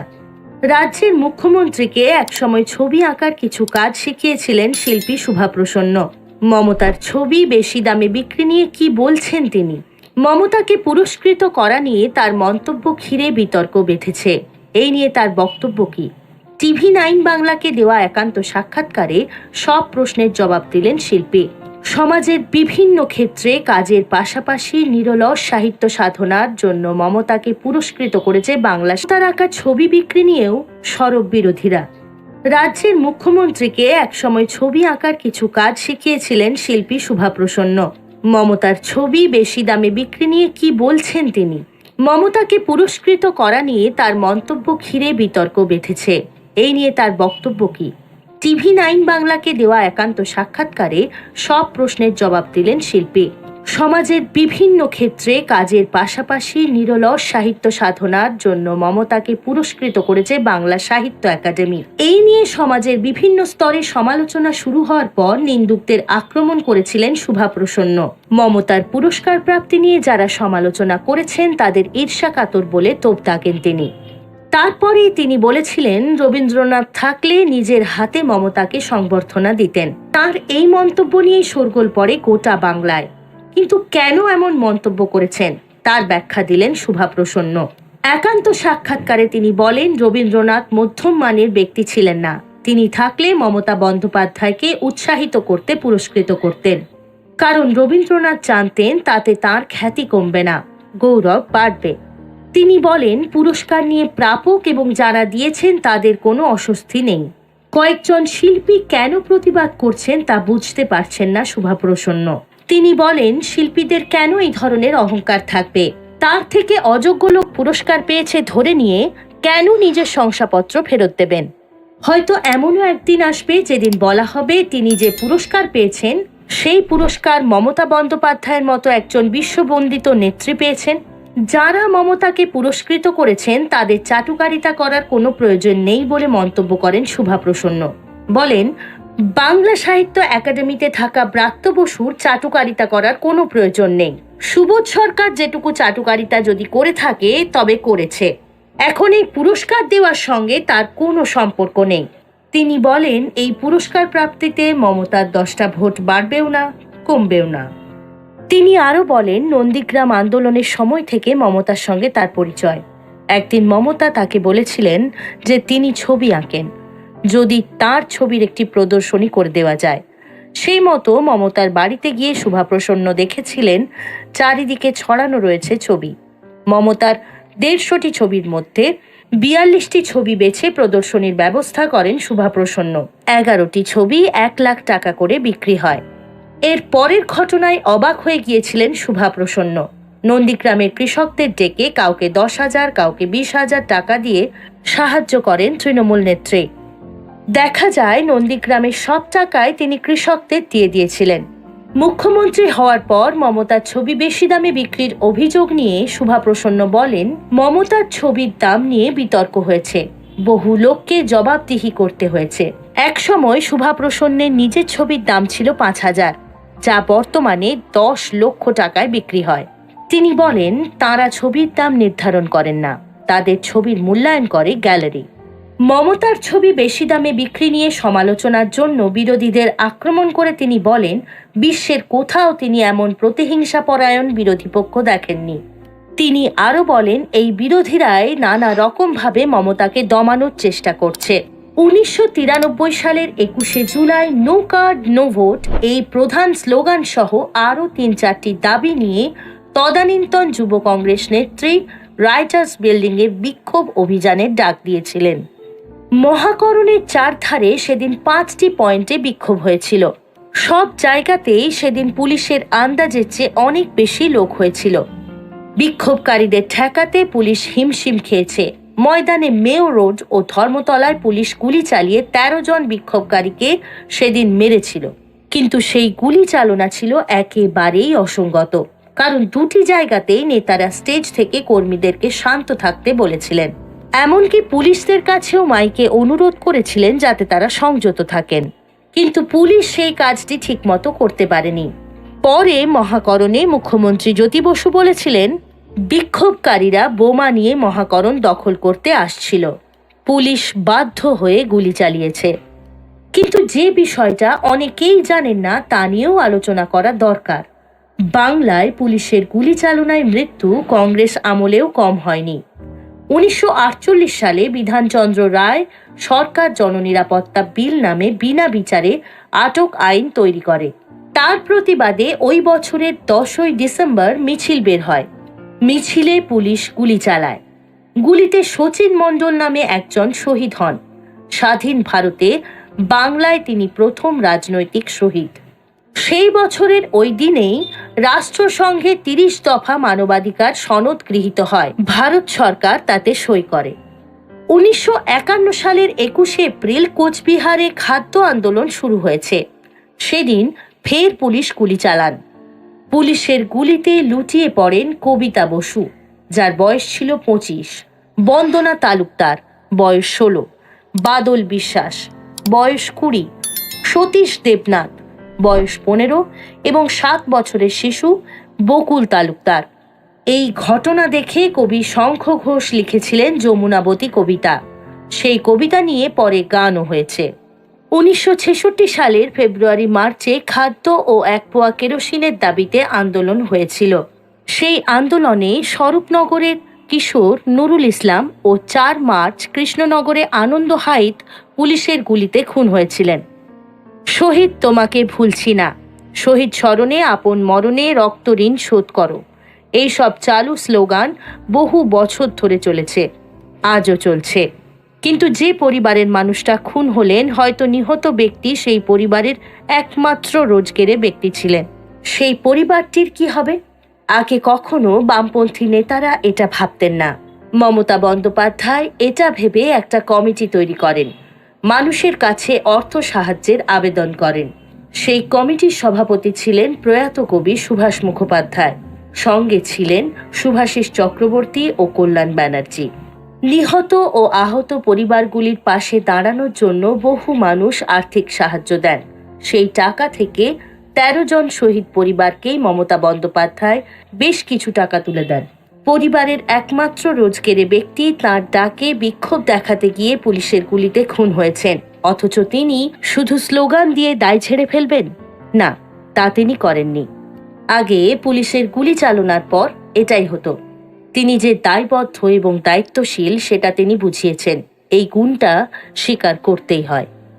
১৯৯৯ সালের অক্টোবরে মমতা বন্দ্যোপাধ্যায় রেলমন্ত্রী হন। রেলমন্ত্রী হওয়ার পর তিনি ওই ১৩টি পরিবারের প্রত্যেকটি পরিবারের একজনকে রেলে চাকরির ব্যবস্থা আইন মেনে করে দেন।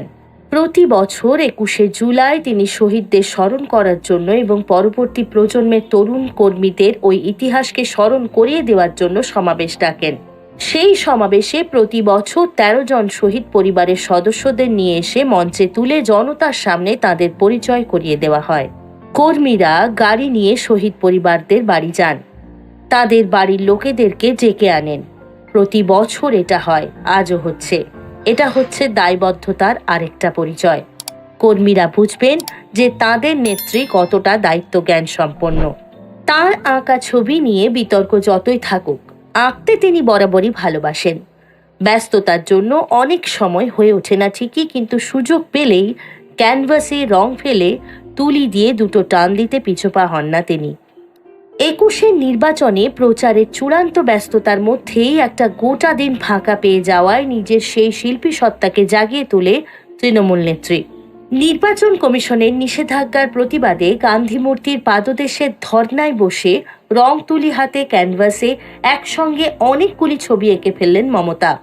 তারপরই মমতার আঁকা ছবিগুলি আলোচ্য বস্তু হয়ে উঠেছে নেটিজেনদের। ঠিক কিসের ছবি এঁকেছেন মমতা? এই নিয়ে যখন নানা প্রশ্ন ঘটনাস্থলে উপস্থিত সাংবাদিক এবং তৃণমূল সমর্থকদের মধ্যে উঁকিঝুঁকি দিচ্ছিল, তখন নিজেই ছবিগুলি তুলে দেখান তিনি। সংবাদ মাধ্যমের ক্যামেরায় যেটুকু ধরা পড়েছে তাতে ছবিগুলি দেখে মনে হচ্ছে কোনো ফুলদানি বা বিরল প্রজাতির ফুলের ছবি আঁকার চেষ্টা করেছেন তিনি। ছবি আঁকা শেষ হলে বেশ কিছুক্ষণ নিজের হুইল চেয়ারের ওপর বসেছিলেন। পূর্ব পরিকল্পনা মতো এদিন 12টার আগেই তিনি গান্ধী মূর্তির পাদদেশে পৌঁছেছিলেন ধর্ণা দেবার উদ্দেশ্যে। কিন্তু সেনাবাহিনী ধর্ণার অনুমতি না দেওয়ায় মেয়ো রোডে সংলগ্ন এলাকায় বসেই ঘণ্টা তিনেক সময় মমতা কাটান। এরপর কালীঘাটে ফিরে যান। নিজের রাজনৈতিক ভাষণ নির্বাচনী আচরণবিধি লঙ্ঘন করার অভিযোগে সোমবার মমতা বন্দ্যোপাধ্যায় নির্বাচনী প্রচারের ওপর 24 ঘন্টার নিষেধাজ্ঞা জারি করে নির্বাচন কমিশন। তারপর থেকে সরাসরি তিনি কোনো মন্তব্য করেননি। তবে কমিশনের এই সিদ্ধান্তকে অগণতান্ত্রিক এবং অসাংবিধানিক বলে ধর্নায় বসবেন বলে টুইট করে জানিয়েছিলেন। সেই মতো মঙ্গলবার মেয়ো রোড সংলগ্ন এলাকায় ঘণ্টা তিনেক বসে থাকেন মমতা। এছাড়াও শিল্পীদের প্রতিও তিনি তার অনুরাগী ভাবধারার পরিচয় দিয়েছিলেন। হরিনাম সংকীর্তন শিল্পীদের পাশে দাঁড়িয়েছিলেন মমতা বন্দ্যোপাধ্যায়।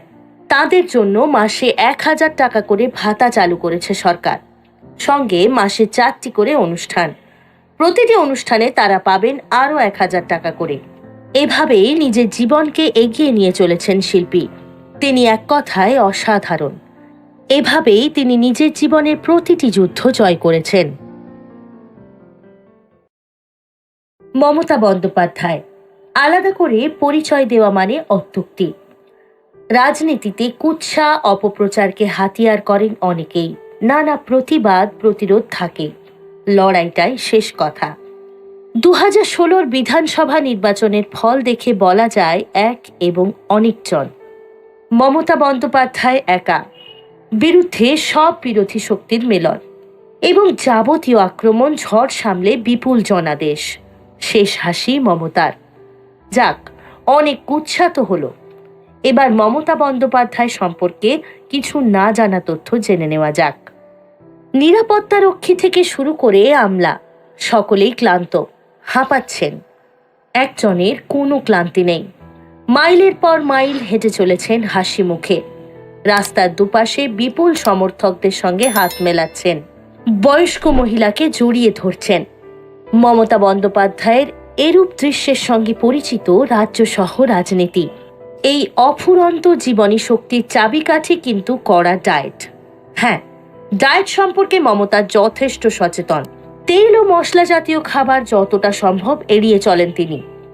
মুড়ি, চা ও চকলেট রোজকার ডায়েটে মাস্ট, আর প্রচুর পরিমাণে জল।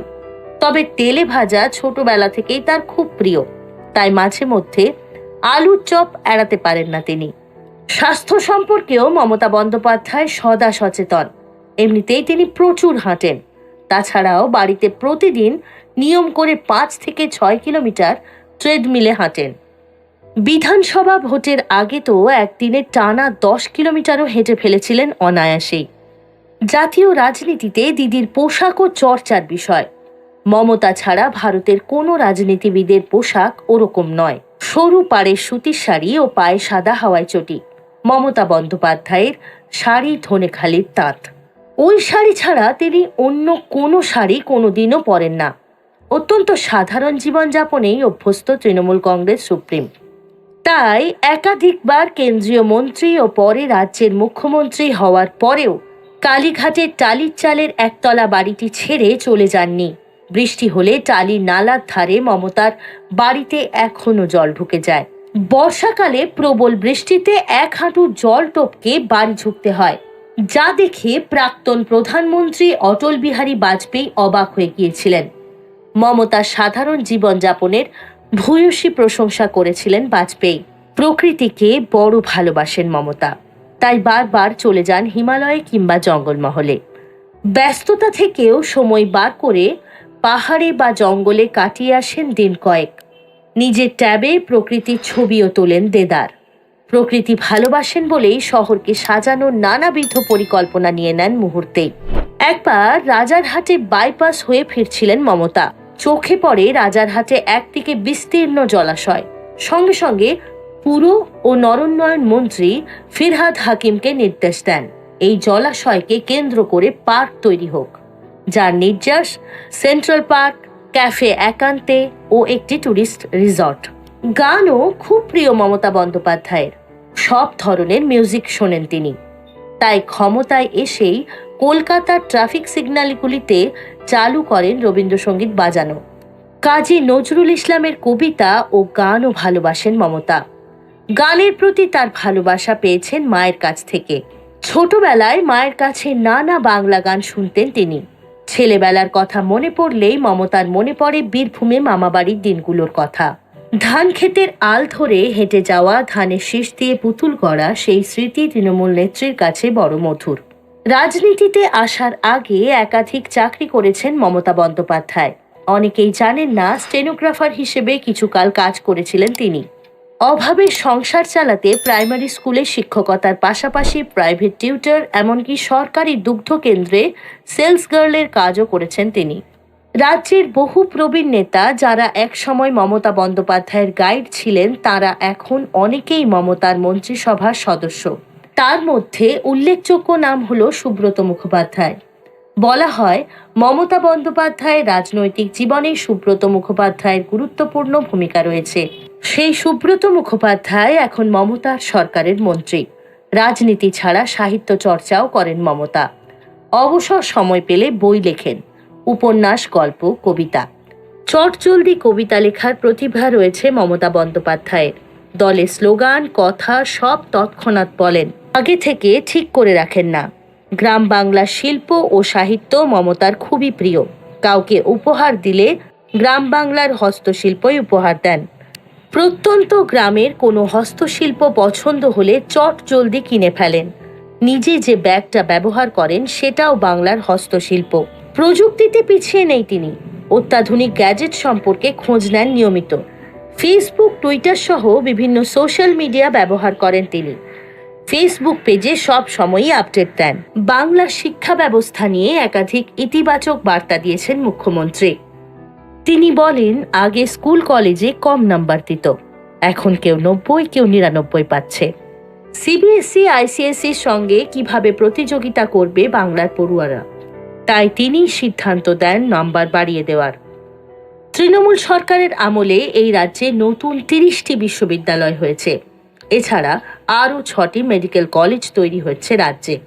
সেই সঙ্গে দ্বাদশ শ্রেণীর পড়ুয়াদের বিনামূল্যে স্মার্টফোন বা ট্যাব প্রদান করা হচ্ছে।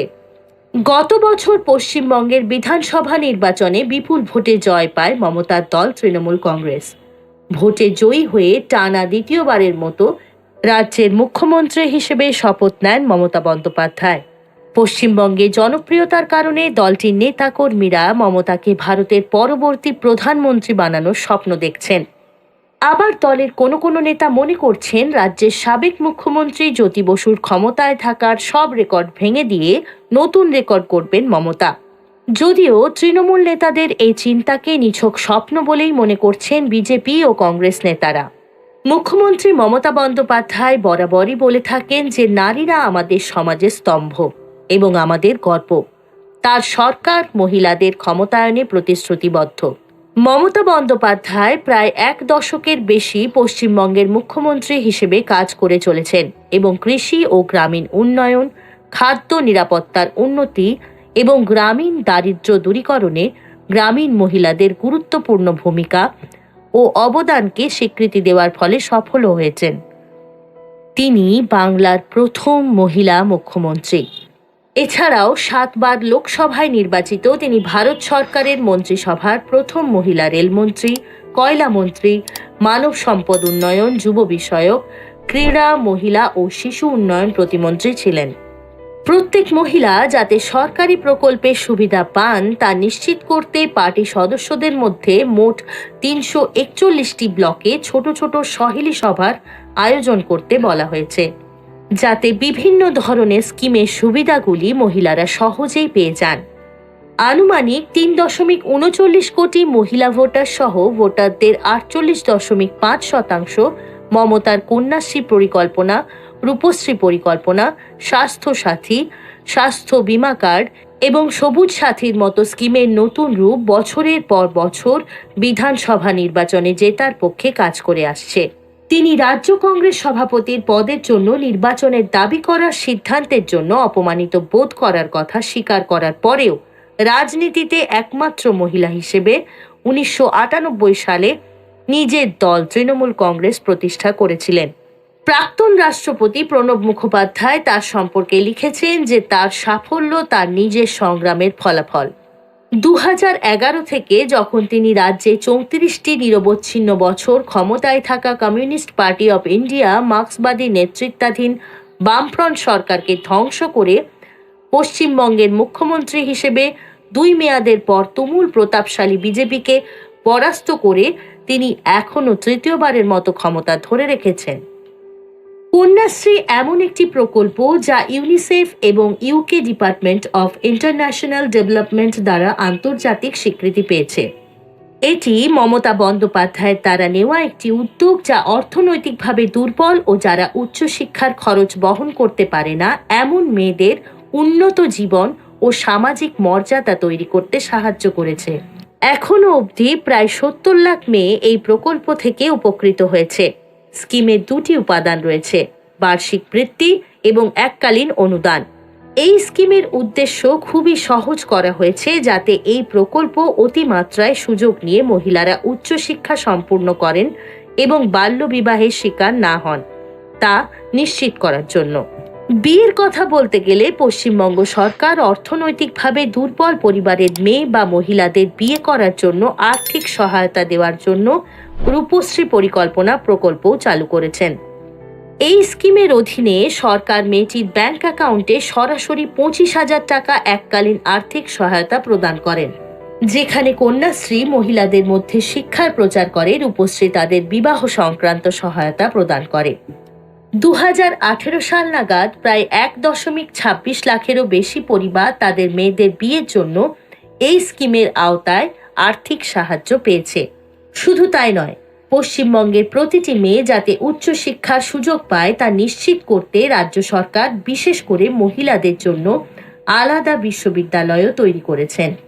সবুজ সাথী প্রকল্পের অধীনে 1 কোটিরও বেশি শিক্ষার্থীকে সাইকেল দেওয়া হয়েছে, যার মধ্যে 37 লাখ মেয়েকে স্কুলে আসা যাওয়ার জন্য দেওয়া হয়েছে। নারীদের সমস্যা বুঝে তাদের পাশে দাঁড়ানোর মতো একজন নারী সেনা হিসেবে মমতা বন্দ্যোপাধ্যায় রাজনীতিতে পুরুষদের চেয়ে বেশি সফল, একথা তার কাজই যেন প্রমাণ করে দেয়। পরবর্তী বিষয়টি হলো আগামী নিয়ে। মমতা বন্দ্যোপাধ্যায় আগামীতে কিভাবে তার গতিপথকে নির্ধারিত করবেন, আসুন এবার সে সম্পর্কে জেনে নেওয়া যাক। নমস্কার, আমি আরজে চিত্রার্পিতা। আপনারা শুনছেন কুকু FM, শুনুন যেমন চাই। মমতা মানেই জয়, মমতা মানেই অফুরন্ত এনার্জি, লড়ার অদম্য ইচ্ছে। তাই আজকের বিষয় বাংলা ও বাঙালির গর্ব, মুখ্যমন্ত্রী মমতা বন্দ্যোপাধ্যায়, যার রচয়িতা সঞ্চারী ভট্টাচার্য। গত বছর আগস্টে দিল্লিতে কংগ্রেসের ডাকে যে বিজেপি বিরোধী বৈঠক হয়েছিল সমমনস্ক রাজনৈতিক দলগুলোর, সেখানেও মমতা হাজির ছিলেন এবং বিজেপিকে হারাতে মমতা যে ফর্মুলা বেঁধে দিয়েছিলেন সেটা মোটামুটি সর্বদল স্বীকৃত রাস্তা হিসেবে গ্রাহ্য হয়েছে। মমতা যা বলেছেন তা নিছক ভোটের অঙ্ক। বিজেপি বিরোধী ভোট যাতে ভাগ না হয়ে যায় সেদিকেই নজর দিতে বলেছে মমতা। তার জন্য মমতার ফর্মুলা যে দল যেখানে শক্তিশালী বিজেপির বিরুদ্ধে সেখানে তারাই প্রতিদ্বন্দ্বিতা করবে, বাকি দলগুলি এবং তাদের ভোট থাকবে সহযোগী শক্তি হিসেবে। আঞ্চলিক পর্যায়ের নির্বাচনে এই ফর্মুলা সবসময় কার্যকর না হলেও সমবেতভাবে বিজেপিকে হটানোর লক্ষ্যে বিরোধী রাজনৈতিক দলগুলি এই রণকৌশল একরকম মেনে নিয়েছে। মমতা ব্যানার্জি এই রকম মহাজোটের উদ্যোগ যে একবারই নিয়েছেন তা নয়। 2014 সালেও মমতা কংগ্রেসকে বাইরে রেখে এরকমই একটি বিজেপি বিরোধী জোটের ডাক দিয়েছিলেন। সেই জোট সফল হয়নি, কারণ উত্তরপ্রদেশে মায়াবতীর বহুজন সমাজ পার্টি এবং মুলায়ম অখিলেশ যাদবের সমাজবাদী পার্টি একেবারে শেষ মুহূর্ত পর্যন্ত মহাজোটের সম্ভাবনাকে ঝুলিয়ে রেখেছিল। এবারও কি পরিস্থিতির কোনো পরিবর্তন হয়েছে? এখনো পর্যন্ত না। উত্তরপ্রদেশ বিধানসভা নির্বাচনে সমাজবাদী পার্টি এবং বহুজন সমাজ পার্টির বোঝাপড়া জেতার পথকে অনেকটাই বেগ প্রাপ্ত করেছিল এবং ওই দুই দলের কোনো স্পষ্ট সংকেত পাওয়া যায়নি। অপরদিকে কংগ্রেসকে বাদ দিয়ে কোনো মহাজোট করার সম্ভাবনার কথা এবারে আর মমতার পক্ষে ভাবা সম্ভব নয়।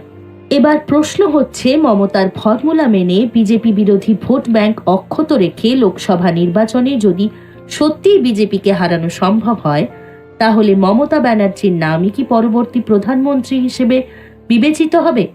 উত্তর দুরকমই আছে, হ্যাঁ এবং না।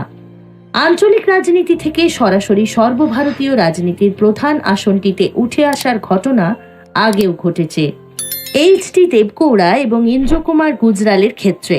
জাতীয় রাজনীতিতে নেহাতি অপরিচিত নাম ছিলেন তারা, যদিও দেশের বিদেশের বিভিন্ন মন্ত্রকের দায়িত্ব সামলেছেন গুজরাল। সেখানে মমতার রাজনৈতিক গুরুত্ব অনেক বেশি। পশ্চিমবঙ্গে যে বামফ্রন্ট সরকারকে অপরাজেয় মনে হতো, 34 বছরের সেই জগদ্দল সরকারকে ফেলে দিয়ে মমতা ক্ষমতায় এসেছেন। জাতীয় রাজনীতিতেও বাস্তববাদী দর্শনের কারণে নিজের জায়গা করে নিতে পেরেছেন তিনি, এবং তিনি যদি একদিন দেশের প্রধানমন্ত্রী হন, নেহাত খারাপ হবে কিনা বলে বোঝানো মুশকিল। পশ্চিমবঙ্গের মুখ্যমন্ত্রী হওয়ার পর মমতা একাধিক জনহিতকর সামাজিক প্রকল্প চালু করেছেন, যা সহজেই এবং সাফল্যের সঙ্গে সর্বভারতীয় ক্ষেত্রেও প্রয়োগ করা যায়। এবং প্রশাসক ও জননেত্রী হিসেবেও মমতা ব্যানার্জি বারবার এটা প্রমাণ করেছেন যে ধারালো রাজনৈতিক মস্তিষ্কের পাশাপাশি তার একটি মানবিক হৃদয়ও আছে। কিন্তু প্রশ্ন অন্যত্র। যে আঞ্চলিক দলগুলির ভরসায় মমতা মহাজোট করতে উদ্যোগী, তাদের নেতা নেত্রীরাও সবাই কিন্তু ওই একটি আশা নিয়েই অপেক্ষায়, এবং সেই আশাটি হলো দেশের প্রধানমন্ত্রী হওয়ার আশা। অন্ধ্রের চন্দ্রবাবু নাইডু বারবার নিজেই প্রসঙ্গটা তোলেন এবং স্বেচ্ছায় ঘোষণা করেন কে প্রধানমন্ত্রী হবে, সেটা পরের ব্যাপার। উত্তরপ্রদেশে মায়াবতী, অখিলেশ যাদব, তেলেঙ্গানায় চন্দ্রশেখর রাও সবাই একই স্বপ্ন দেখে আসছেন। আর দল হিসেবে কংগ্রেসের যে উত্থান শুরু হয়েছে, তাও পুরাতনী ভিত্তি নতুনই ভবিষ্যৎ শীর্ষক ফ্লেক্স লাগানো হয়েছে কলকাতার সুকিয়া স্ট্রিটে। 2024-এর লোকসভা নির্বাচনে কি হাল হবে তৃণমূলের, তা নিয়ে মন্তব্য করেন দিলীপ। আগামী লোকসভা নির্বাচনে মুখ থুবড়ে পড়বে তৃণমূল, এমনটাই মনে করছেন দিলীপ ঘোষ। তিনি দাবি করেছেন 2024 সালে লোকসভায় তৃণমূলের আসন অর্ধেক হবে। শুধু তাই নয়, মুখ্যমন্ত্রীর দক্ষিণ ভারত সফর নিয়েও কটাক্ষ করেন তিনি। সম্প্রতি দক্ষিণ ভারত সফরে যান মুখ্যমন্ত্রী মমতা বন্দ্যোপাধ্যায়। সে প্রসঙ্গে দিলীপ অতীত টেনে বলেন, 2019-এ মমতা উত্তর ভারতে যাত্রা করেন। এই বলে তিনি দাবি করেন, যার যার বাড়ি গিয়েছিলেন সবার দোকান বন্ধ হয়ে গিয়েছে। কেউ কেউ এখন রাজনীতিতেই অপ্রাসঙ্গিক হয়ে পড়েছেন। এবার দক্ষিণ ভারতে গিয়েছেন তিনি। দিলীপ জানেন না এর কি ফলাফল হবে। গতবারে 1 ডজন সিট কমে যায় তৃণমূলের। আগের বার যা হয়েছিল তার অর্ধেক হবে এই বছর। এই কথা বলেই হুঙ্কার ছাড়েন বিজেপি নেতা। ভারতের সাম্প্রতিক অবস্থা নিয়ে মমতা ব্যানার্জি যথেষ্ট চিন্তিত। আগামী দিনে কি হবে দেশটা, তা নিয়ে আশঙ্কাও প্রকাশ করেছেন তিনি। তৃণমূলের দলীয় মুখপত্র জাগো বাংলাতে কিছু কথা কিছু ব্যথা শীর্ষক কলামে মমতা লিখেছেন, তার মন ভারাক্রান্ত। তিনি আশঙ্কা করেছেন দেশের কি হবে, সবাই এক থাকতে পারবে তো? দিল্লির ক্ষমতায় এমন একটি সরকার আছে যারা গণতন্ত্র মানে না, সংবিধান মানে না, যুক্তরাষ্ট্রীয় কাঠামো মানে না, মানুষের মৌলিক অধিকারের কোনো মূল্য এরা দেয় না। দেশকে একদলীয় ব্যবস্থার পথে ঠেলে দিয়ে সুপার এমার্জেন্সি কায়েম করা হয়েছে। ভাবখানা এমন যেন ভারতের মাটিতে আগামী দিনে শুধু বিজেপি থাকবে আর সবাই জেলে যাবে। যে প্রতিবাদ করবে তার পেছনে লাগিয়ে দেওয়া হবে কেন্দ্রীয় তদন্তকারী এজেন্সি। দেশের এত খারাপ সময় স্বাধীনতার এই 72 বছরে কখনো আসেনি। মমতা আরও লিখেছেন, এরা যদি রাজনীতি করত তাহলে কিছু বলার ছিল না। এদের কাজ শুধু ভাগাভাগি করা, কোথাও ধর্মের ভিত্তিতে, আবার কোথাও জাতির ভিত্তিতে। ভুলভাল পদক্ষেপ নিয়ে দেশের অর্থনীতিকে দুমড়ে দেওয়া হয়েছে। মমতা আরও লিখেছেন, আগামী দিনে ভারতের ভবিষ্যৎ অন্ধকার।